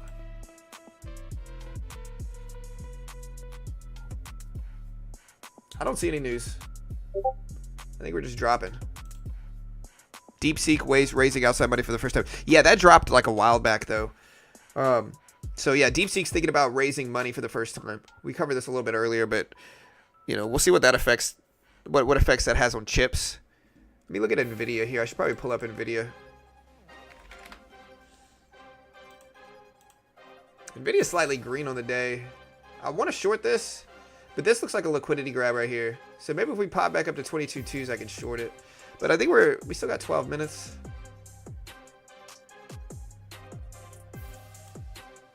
I'll jump in some size here. See if we can fill some of this gap on the downside. There we go. Now we're out. Maybe double my size up here. Take 6.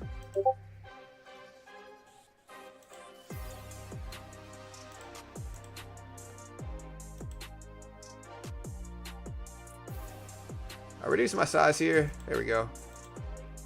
Okay, I wanted to lock in some profit down here. We bounced exactly off of that 22.2 level. I can hold this last one here and let it work, and it's going to be green no matter what. We'll hold the rest break even.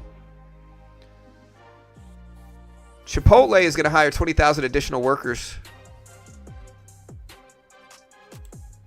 What do they call it? Burrito what?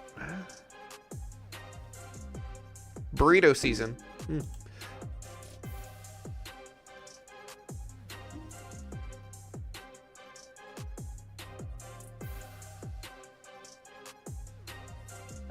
A little scalp. We're going to cut that there too.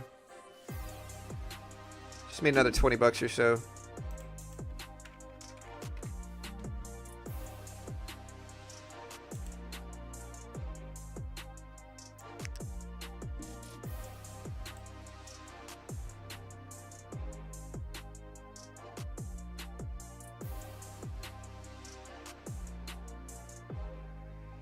So JG, you're wrong. JG says if it's a 3-lane highway and you're doing the speed limit, you don't need to get out of the way of anyone. They need to slow down. You're not the road police, though. And if it's on the left side, that's the passing lane. And so if you're driving the speed limit in the passing lane, it's almost certain that a car behind you is going faster than you. And by sitting in the left lane, you're causing people to have to swerve in and out of traffic on the interstate, because instead of just going to the middle lane, which is going to be much more at pace with the speed you're actually going, or the right lane, which is going to be even more at pace at the speed you're actually going, whomever it is deciding to clog up the fastest lane, the lane in which people are moving the fastest in, and they're insisting that they drive slow. Ridiculous. They're causing far more accidents than anybody driving faster than they are. You know, they're causing people to swerve in and out. They're making things much worse, causing much more accidents. And if they think they're not, they're living in a dreamland, you know.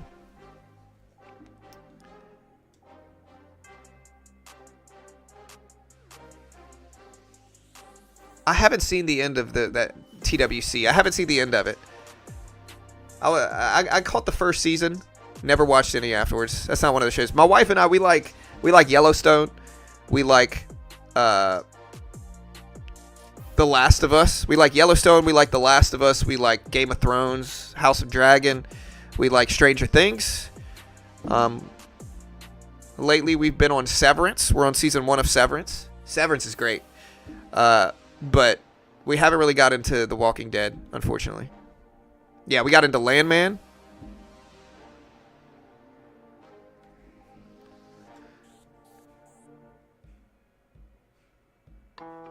Yeah. Right, 100% Faye, exactly.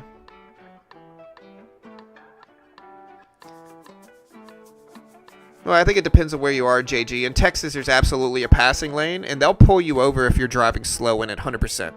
I've seen cops in Texas pull people over for driving too slow in the left lane. Look at this breakdown here. We're having a breakdown. We got 8 minutes left. 8 minutes. We can agree to disagree. JG, I think you're wildly wrong, and it's causing more accident. Again, the overarching question you have to ask is this.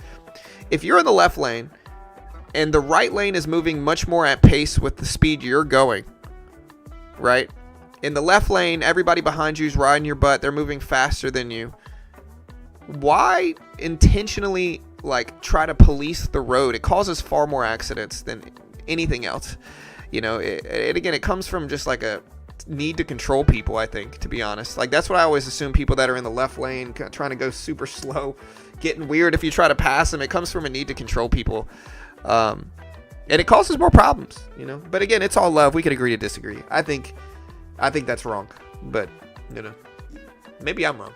That could be. What do you guys think?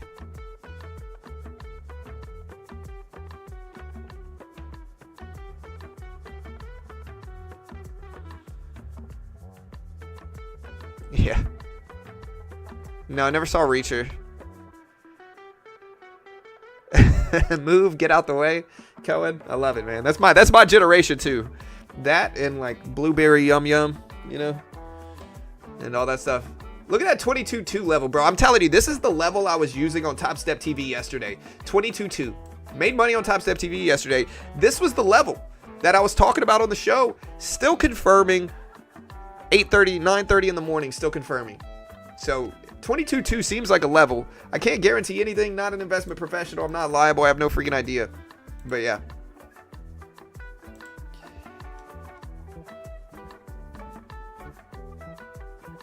I think you're a legend. Alas, I have to go now. Have a great day, Sam.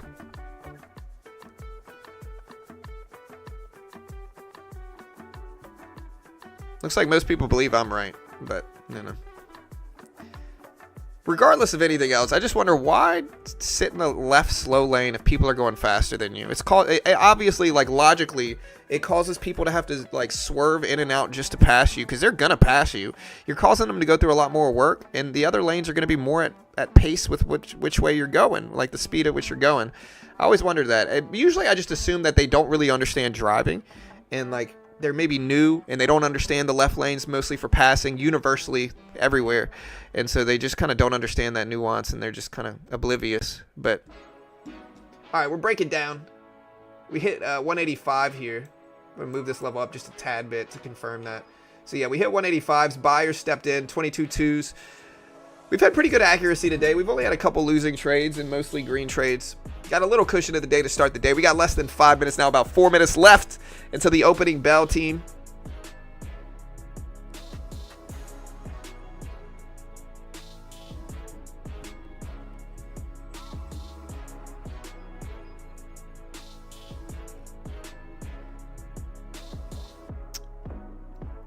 Yeah, Nate, man, I mean, listen, we can agree to disagree. I think most people here think that having to swerve in and out of cars causes more accidents. I mean, it depends on the context, right? Like, up to a point, somebody going 90, 100 is always going to be more dangerous. What I'm saying is that people that are just going generally like speeding 80, 85 in the left lane are much safer than people driving 60 miles per hour right at the speed limit, maybe under it in the left lane. Which one's more dangerous? The person driving super slow. 100%. That's very clear, very self-evident, you know. Good conversation though in chat, guys. It's all good. We can agree to disagree with some of you guys.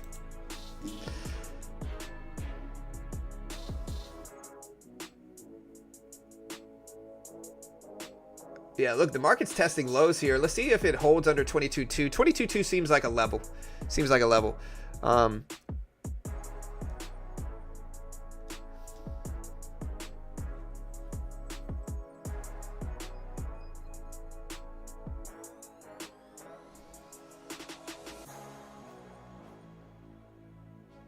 Wingstop had earnings today. Q4 total revenue increased almost 30%. Honestly, I saw something that said franchises for Wingstop are only $20K. but you got to open like 3 of them or something. You got to have a net worth over like 1.1 million, I think it said, or something crazy like that. I would rather buy a Wingstop franchise than like a Subway franchise. Subway franchises are noticeably cheap, or cheap relative to other ones, but I question the business of a Subway franchise. Every time I go to Subway, nobody's ever there, you know? I feel like they were big 20 years ago. Now they're kind of slow. I worked at a Subway at one point in my life. Pretty easy job, but some people are just mean.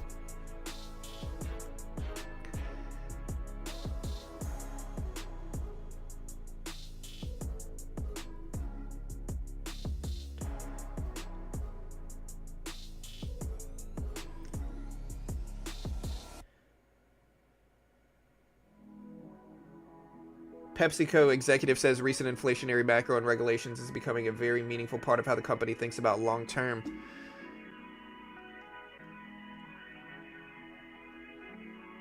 Yeah, we got about a minute and a half left, chat.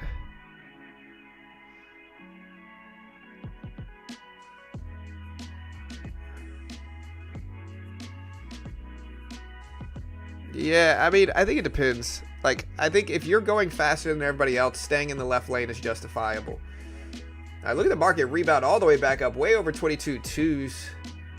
Pop it all the way back up this morning, guys.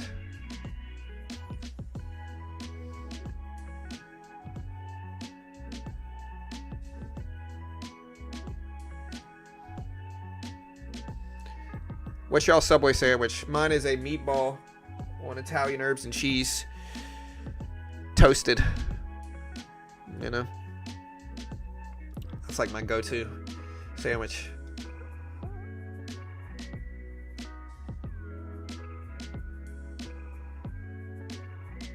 All right, so we're up to 22.10s here, confirming this level a little bit more. I don't know if I like it enough to actually draw the level, but we got 30 seconds left into the opening bell, chat. 30 seconds.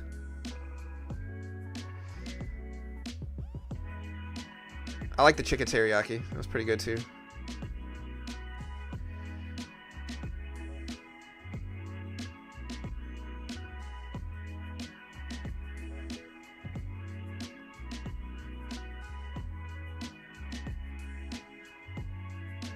All right, guys, Meta break it down again today, all the way down to 704s. Yeah, again, look, there's the opening bell, guys. Regardless of how you drive, it's all love here, okay? It's all love. I mean, if you sit in the left lane, I hate you forever. But it's all love here, guys. Regardless of how you feel, it's all good. Again, the Dow Jones dropping this morning at the opening bell. The Nasdaq falling a little bit as well. Apple pushing up. Nvidia dipping down some. Apple's getting close to the 260 all-time highs.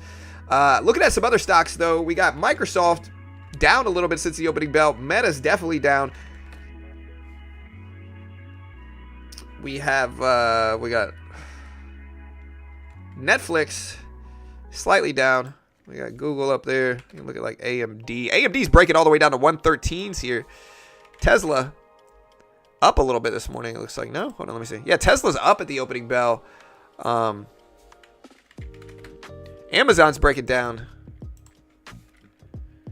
What am I missing? I got Meta, Microsoft, Google, Tesla, Netflix, AMD, Amazon, Apple, and Nvidia. Okay, that's good. That's basically all of them. Too flat for me to really want to take anything today, guys. I'm going to let 5 minutes play out first before we take any positions here today.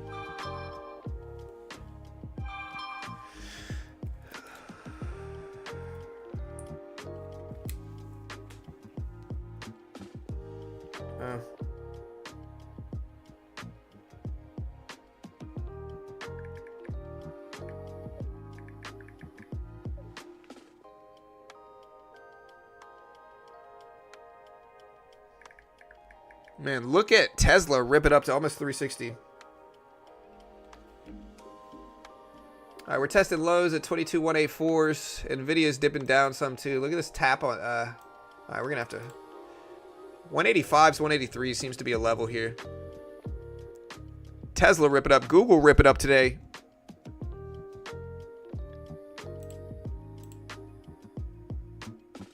FOMC news is at 2 p.m.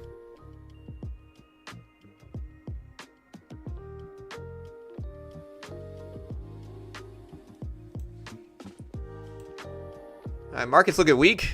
Outside of Tesla ripping up, Nvidia's turning, Apple's turning. Both these two big behemoth companies being bearish. I'm going to short this. 2 contracts short. Took half off there, locked a little bit of profit in. We might add a little bit more to this.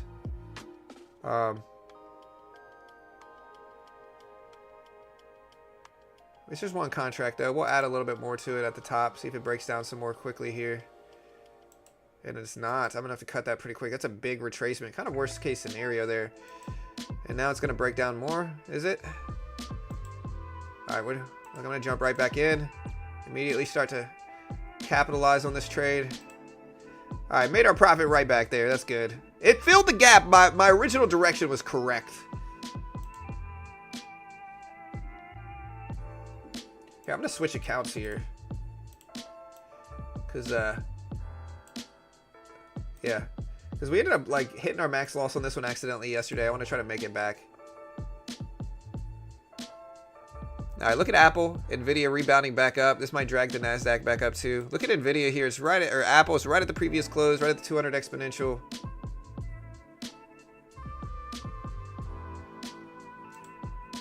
I'm gonna jump in 1 contract here, just 1.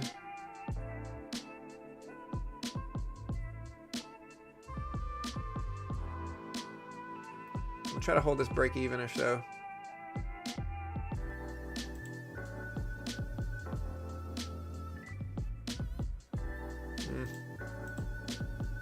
We're basically flat on the day. We're down slightly here. Oh, this was my first trade on this one on the day.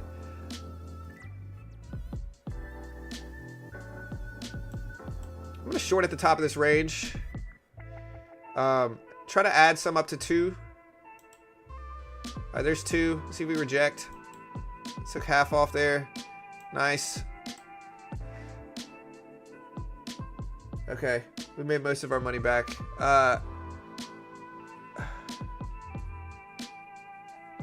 It's a big up wick. Both of these are testing that 200 exponential here. I'm gonna short this again. Beautiful breakdown there. So we got ourselves to green here on this one on the day.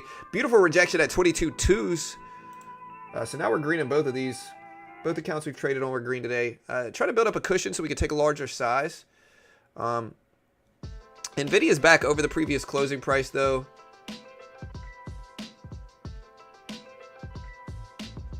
Apple's breaking down though. Look at that. Tesla, guys, up to 359s. Huge green day. Microsoft's moving up. It's at 409s here.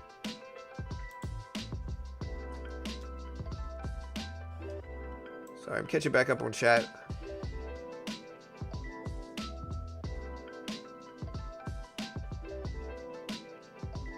Man, look at this surge. Wow. I'm shorting this top up here. Somehow I think I made money on that trade, but I think it was completely flat. Too quick. I thought that it's too strong. Look at Nvidia up here. Right at 140s. It's too strong.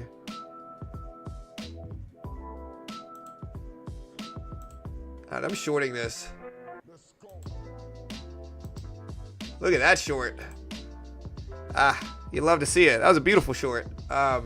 What I saw right here, guys, is my level. I don't know where I drew this level on Nvidia right here, but like, look at this level right at 140. I have it on my chart. It's like a specific level, so I was shorting that rejection, but I had to get out quick enough because the momentum's going against me here. Kind of a good level, but trading against the trend and momentum, and it looks like, I don't know, we'll give it a second. Nvidia's looking strong. 1, 2, 3 green candles, really pushing up. Trying to go green on the day at 140.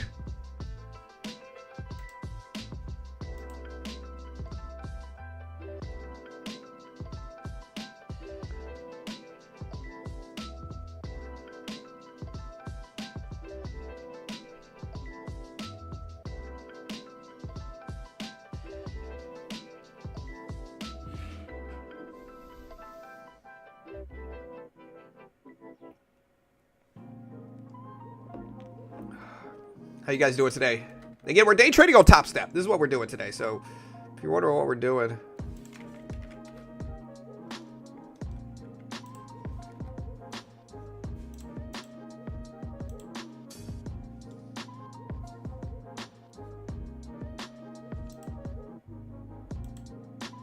I'm shorting this. It's kind of a crazy thing, but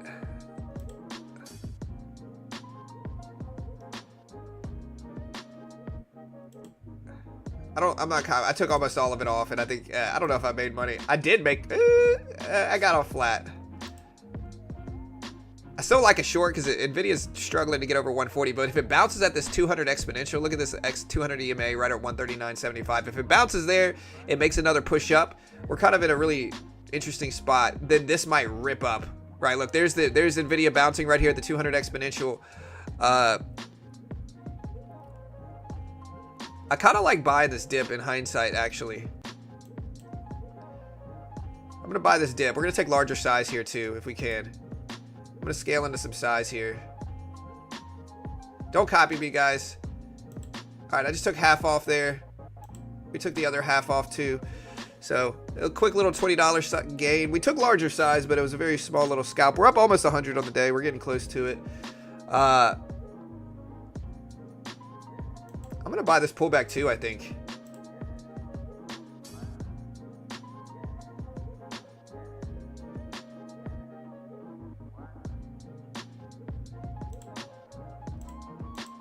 I'm going to limit my size up here now that it kind of went against me quickly, but somehow we're up. Now we're not. Luckily, this is just one contract here. All right, we got 4 contracts.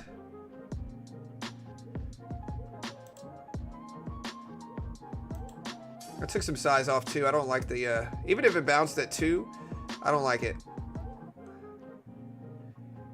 You see how quickly we change our mind with some of these, but yeah, I don't like that at all. So we're still green on the day, but we ended up losing 30 bucks or so. Nvidia just didn't bounce. It started breaking down under the 200 exponential. That's a big weakness. This is going to trigger a lot of sell orders.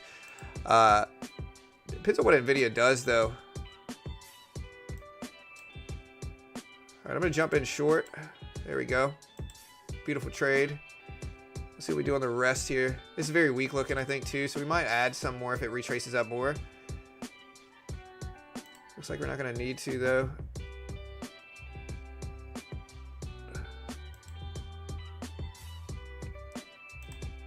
Double our size here. Beautiful. All right, we just made everything back, so that's good. See, we get to add on a little pop. We got a small cushion. I'd like to take some larger size here, though. Oh, didn't catch it. I wanted this top up here. I didn't quite get it. Oh, dude, I forgot to take my risk off the max, or I think I might have changed the max risk on the day. All right, so again, we're going to take some size, trade with some of our risk here. 9 contracts. We'll take up to 10. Oh, wait, that's 8. We want. There we go. Kind of flat.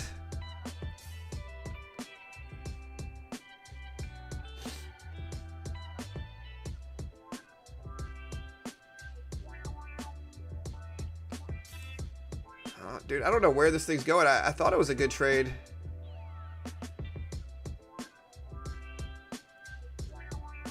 See what Nvidia does here. Nvidia's now popping up too.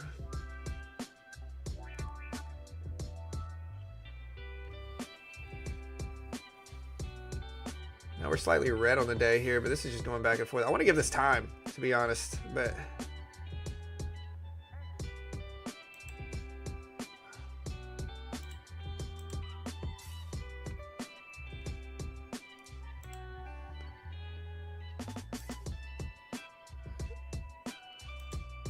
alright, well, that's good.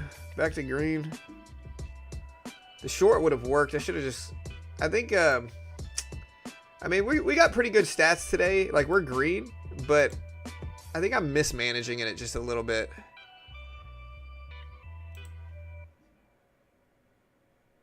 We got the Fed minutes report at 2 p.m. today, chat. That megaphone Dolby set up. Yeah. No, the closing price is this light blue line right here is the previous close. This red line is just, I think, a psychological support and resistance level of 140 even on NVIDIA is all it is. That's what it is, if that makes sense. Let's see what NVIDIA does here, though. So NVIDIA, like what the whole market's trying to gauge here, is whether NVIDIA breaks lows and continues to get weak like this, right? Like that's what everything's looking at right now is, does NVIDIA crack lows and go weak? You know, because really we're at the bottom of this range here. So if NVIDIA kind of like bounces right here, which it certainly could, and starts to head back up, that's going to completely change the trend in this most likely, right? And so what everybody's questioning is, what does NVIDIA do right here? Does NVIDIA continue down? Does Apple go down? Apple's right at the neutral level here too, like really neutral. A lot of apprehension in markets. Tesla's up big. Google's up big right now. So Google's doing really well today. Tesla's doing great. Tesla's up to over 360s at this point in time. Doing great. Microsoft's kind of flat, but the two biggest weighted stocks, NVIDIA and Apple, are very neutral, very middle range. And so again, everybody's trying to gauge what NVIDIA does here. It's very possible that we hold support and bounce back up, retest the top of this range and move choppy. Very possible. It's also possible NVIDIA cracks lows and just dumps down here as well. That's also very possible too. The variance is high, so we don't really freaking know. I'm just going to wait and see it, let the story play out before I make a decision on the direction I want to take now. Well, it's not the actual FOMC meeting, it's the Fed minutes report. So that's what this is. It's the Fed minutes report. And speaking of that, I'm going to go ahead and schedule the Fed minutes report right now.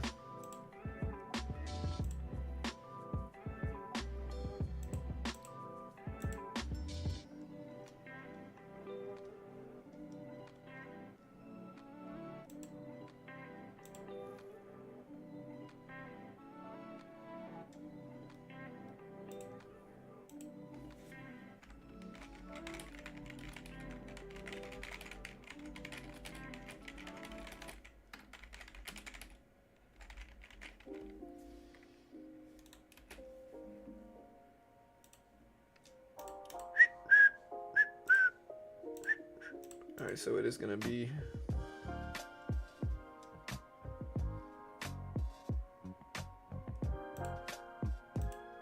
all right, so NVIDIA's still down there. Yeah, we're still kind of middle range for a lot of different things. All right, look at NVIDIA bouncing back up. 139 could reject it too.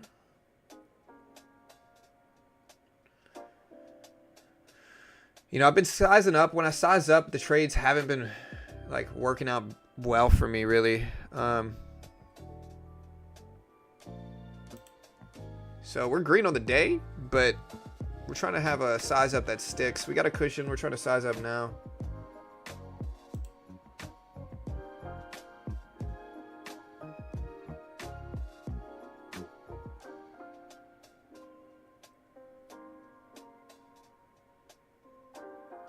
NVIDIA's looking strong. It's making some moves. I think people are seeing if NVIDIA rejects at 139. Nope. Let's take 2 contracts here. So we get a little strength. We got a little buy level. I can buy this down here. We were green for a nice second, but then it...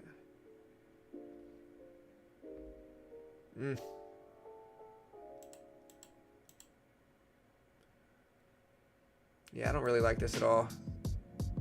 I'll give it a second to hold 185s, but...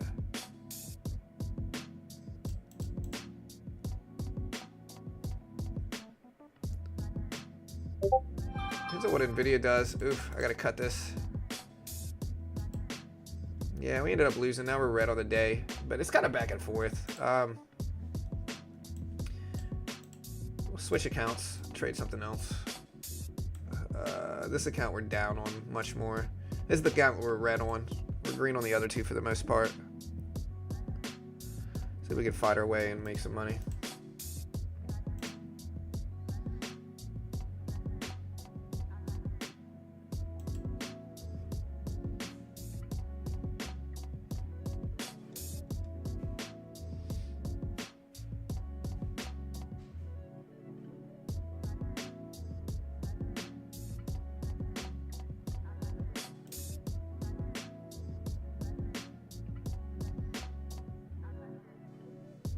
Market wants to get up there, but it's still very like chop.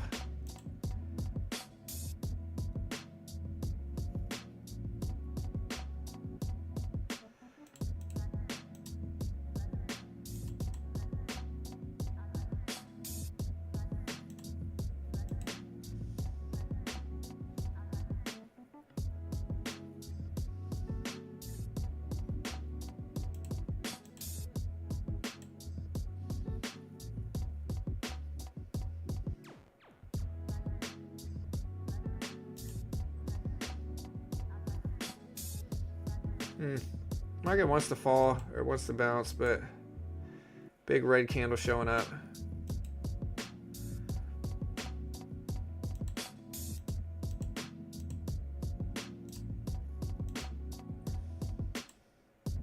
All right, so we actually got ourselves back green on the other account, so that's good. So we're green in 2 accounts now, flat in this one that we're trading. I don't know what I want to do with it though. It depends on what Nvidia does here. It looks like Nvidia wants to bounce, so we're gonna take 3 contracts. See if we can get ourselves 3 for 3 today. I'm gonna add to this because it seems like Nvidia wants to bounce, but I might be just way off. Yep, and that's a big red breakdown.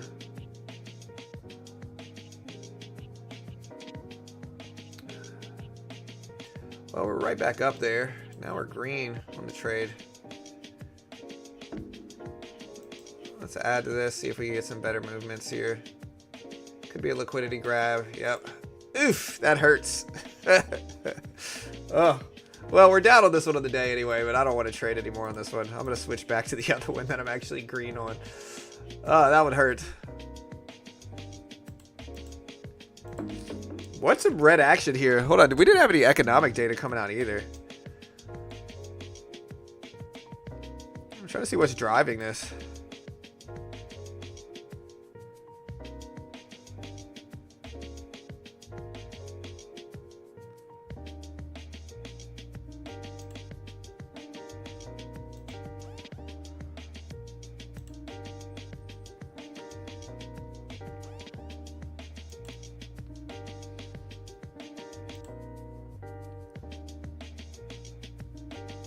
Yeah, so we bounced right at that level that I had on my chart here.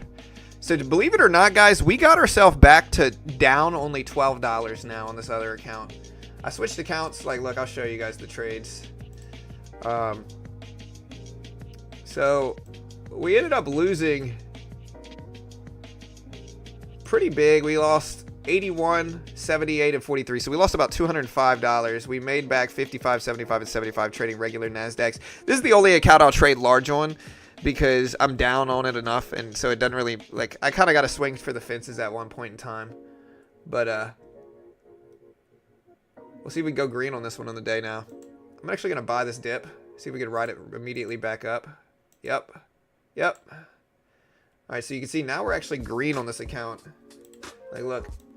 So we made our money right back here. Could have held that a little bit longer, but going back and forth today. But now we are effectively green on all 3 accounts that we have. So, like, look. Green. Green. Green. So far so good, chat. So we don't have an FOMC meeting later. We have what's called the Fed minutes report later on this morning. So it's a detailed reaction of the last Fed meeting, breakdown of why they chose to make the decision, all that stuff that's going on. That's what 2 p.m. today is, FOMC minutes report.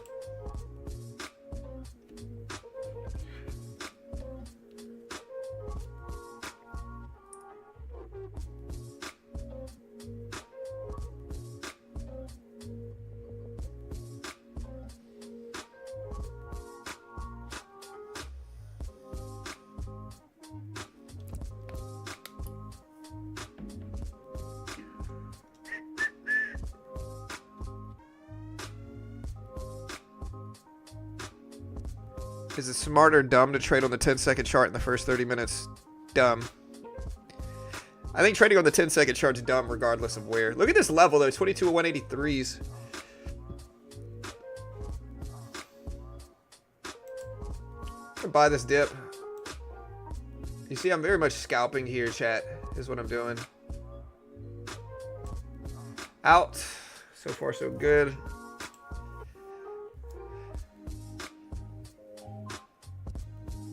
We're not green much on any of these accounts. We're kind of like we're flat, but somehow slightly green is what it is.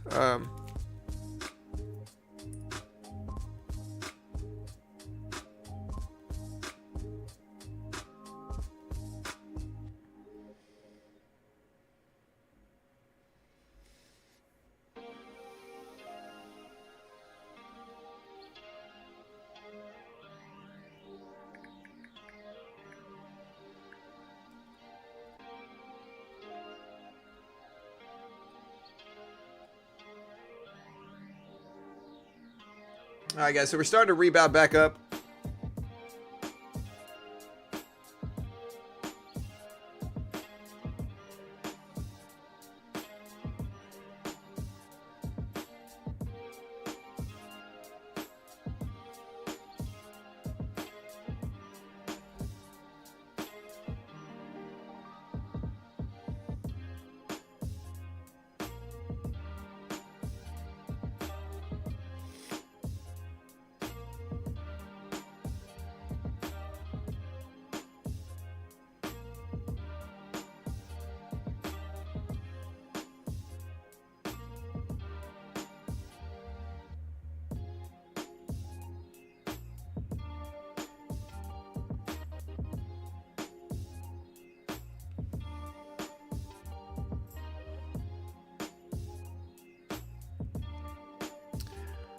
All right, chat.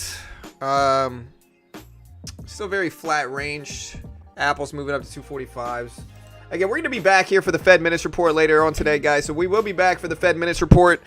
And so I'll see you guys then. Y'all be good. Listen, have a great day. I appreciate all the love and support, of course, as always, guys. We're slightly green. We're going to see if we can get better.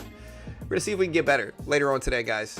So again, hey, I love you all. Y'all have a great day. Again, if you want to check out Top Step, great way to learn how to day trade. All right. Again, listen, if you're struggling to day trade, do not fund your own account trying to look cool in finance. Do not do it. Doesn't matter what course you take, who you follow, almost all day traders are going to lose money. This is objectively true. Any day trader, if they're telling you the truth, will be honest with you about this. Almost all day traders lose. So with that context in mind, it makes 0 sense to fund thousands of dollars into your own account and probably lose it trying to day trade. Instead, Top Step, beautiful little test of skill, middle ground of pressure. They give you a 50K demo. If you can make 3K in profit on the base one without losing 2K first, following their rules and conditions, 3-to-2 ratio, reasonable, comes with real-time data. If you can do that, they fund you 50K, 90% split. If you fail, you lose 49 bucks. That's what it costs, 49 bucks a month. If you fail, you can then trade the practice account and study and learn that way. And so really what it is a test of skill, but it's kind of like it's a way to learn how to day trade and follow rules, because the rules they give you are reasonable, and if you can follow their rules and do it successfully, you can actually withdraw and fund your own account. If you fail, you only lose 49 bucks. It makes sense. There's also a $100 option, which gives you a 100K funded account if you pass it. There's a 150K option. There's all these different options depending on your skill level and risk tolerance. It just makes sense. The futures market, as you can see me day trade here, very similar to day trading stocks. I can't confirm it. You want to confirm everything with them. They're an affiliate of mine. I am biased. If you use TopStepX, there's 0 commission. So you see me trading micro contracts, which is smaller size than regular mini contracts. Much smaller size. 0 commission makes that easier. Just a great way to learn how to day trade. They're an affiliate of mine, though. I am biased because of them. Understand CFTC 4.41 hypothetical or simulated performance have limitations, guys. Not an investment professional. I love you all. You'll have a great day. Again, link is in the chat right now if you want to check them out. And again, we will be back later on today for the FOMC minutes report. We will be streaming, breaking it all down live like we always do right here, guys. And again, I hope you guys can learn from me writing these levels on TopStepX. Like, this is a beautiful level right here. Beautiful level. You can kind of get a little guide on what the market might give you. Just be careful. Kind of flat back and forth action today. I'll see you guys in a couple hours. Y'all be good. Trade safe. I'll see you guys later.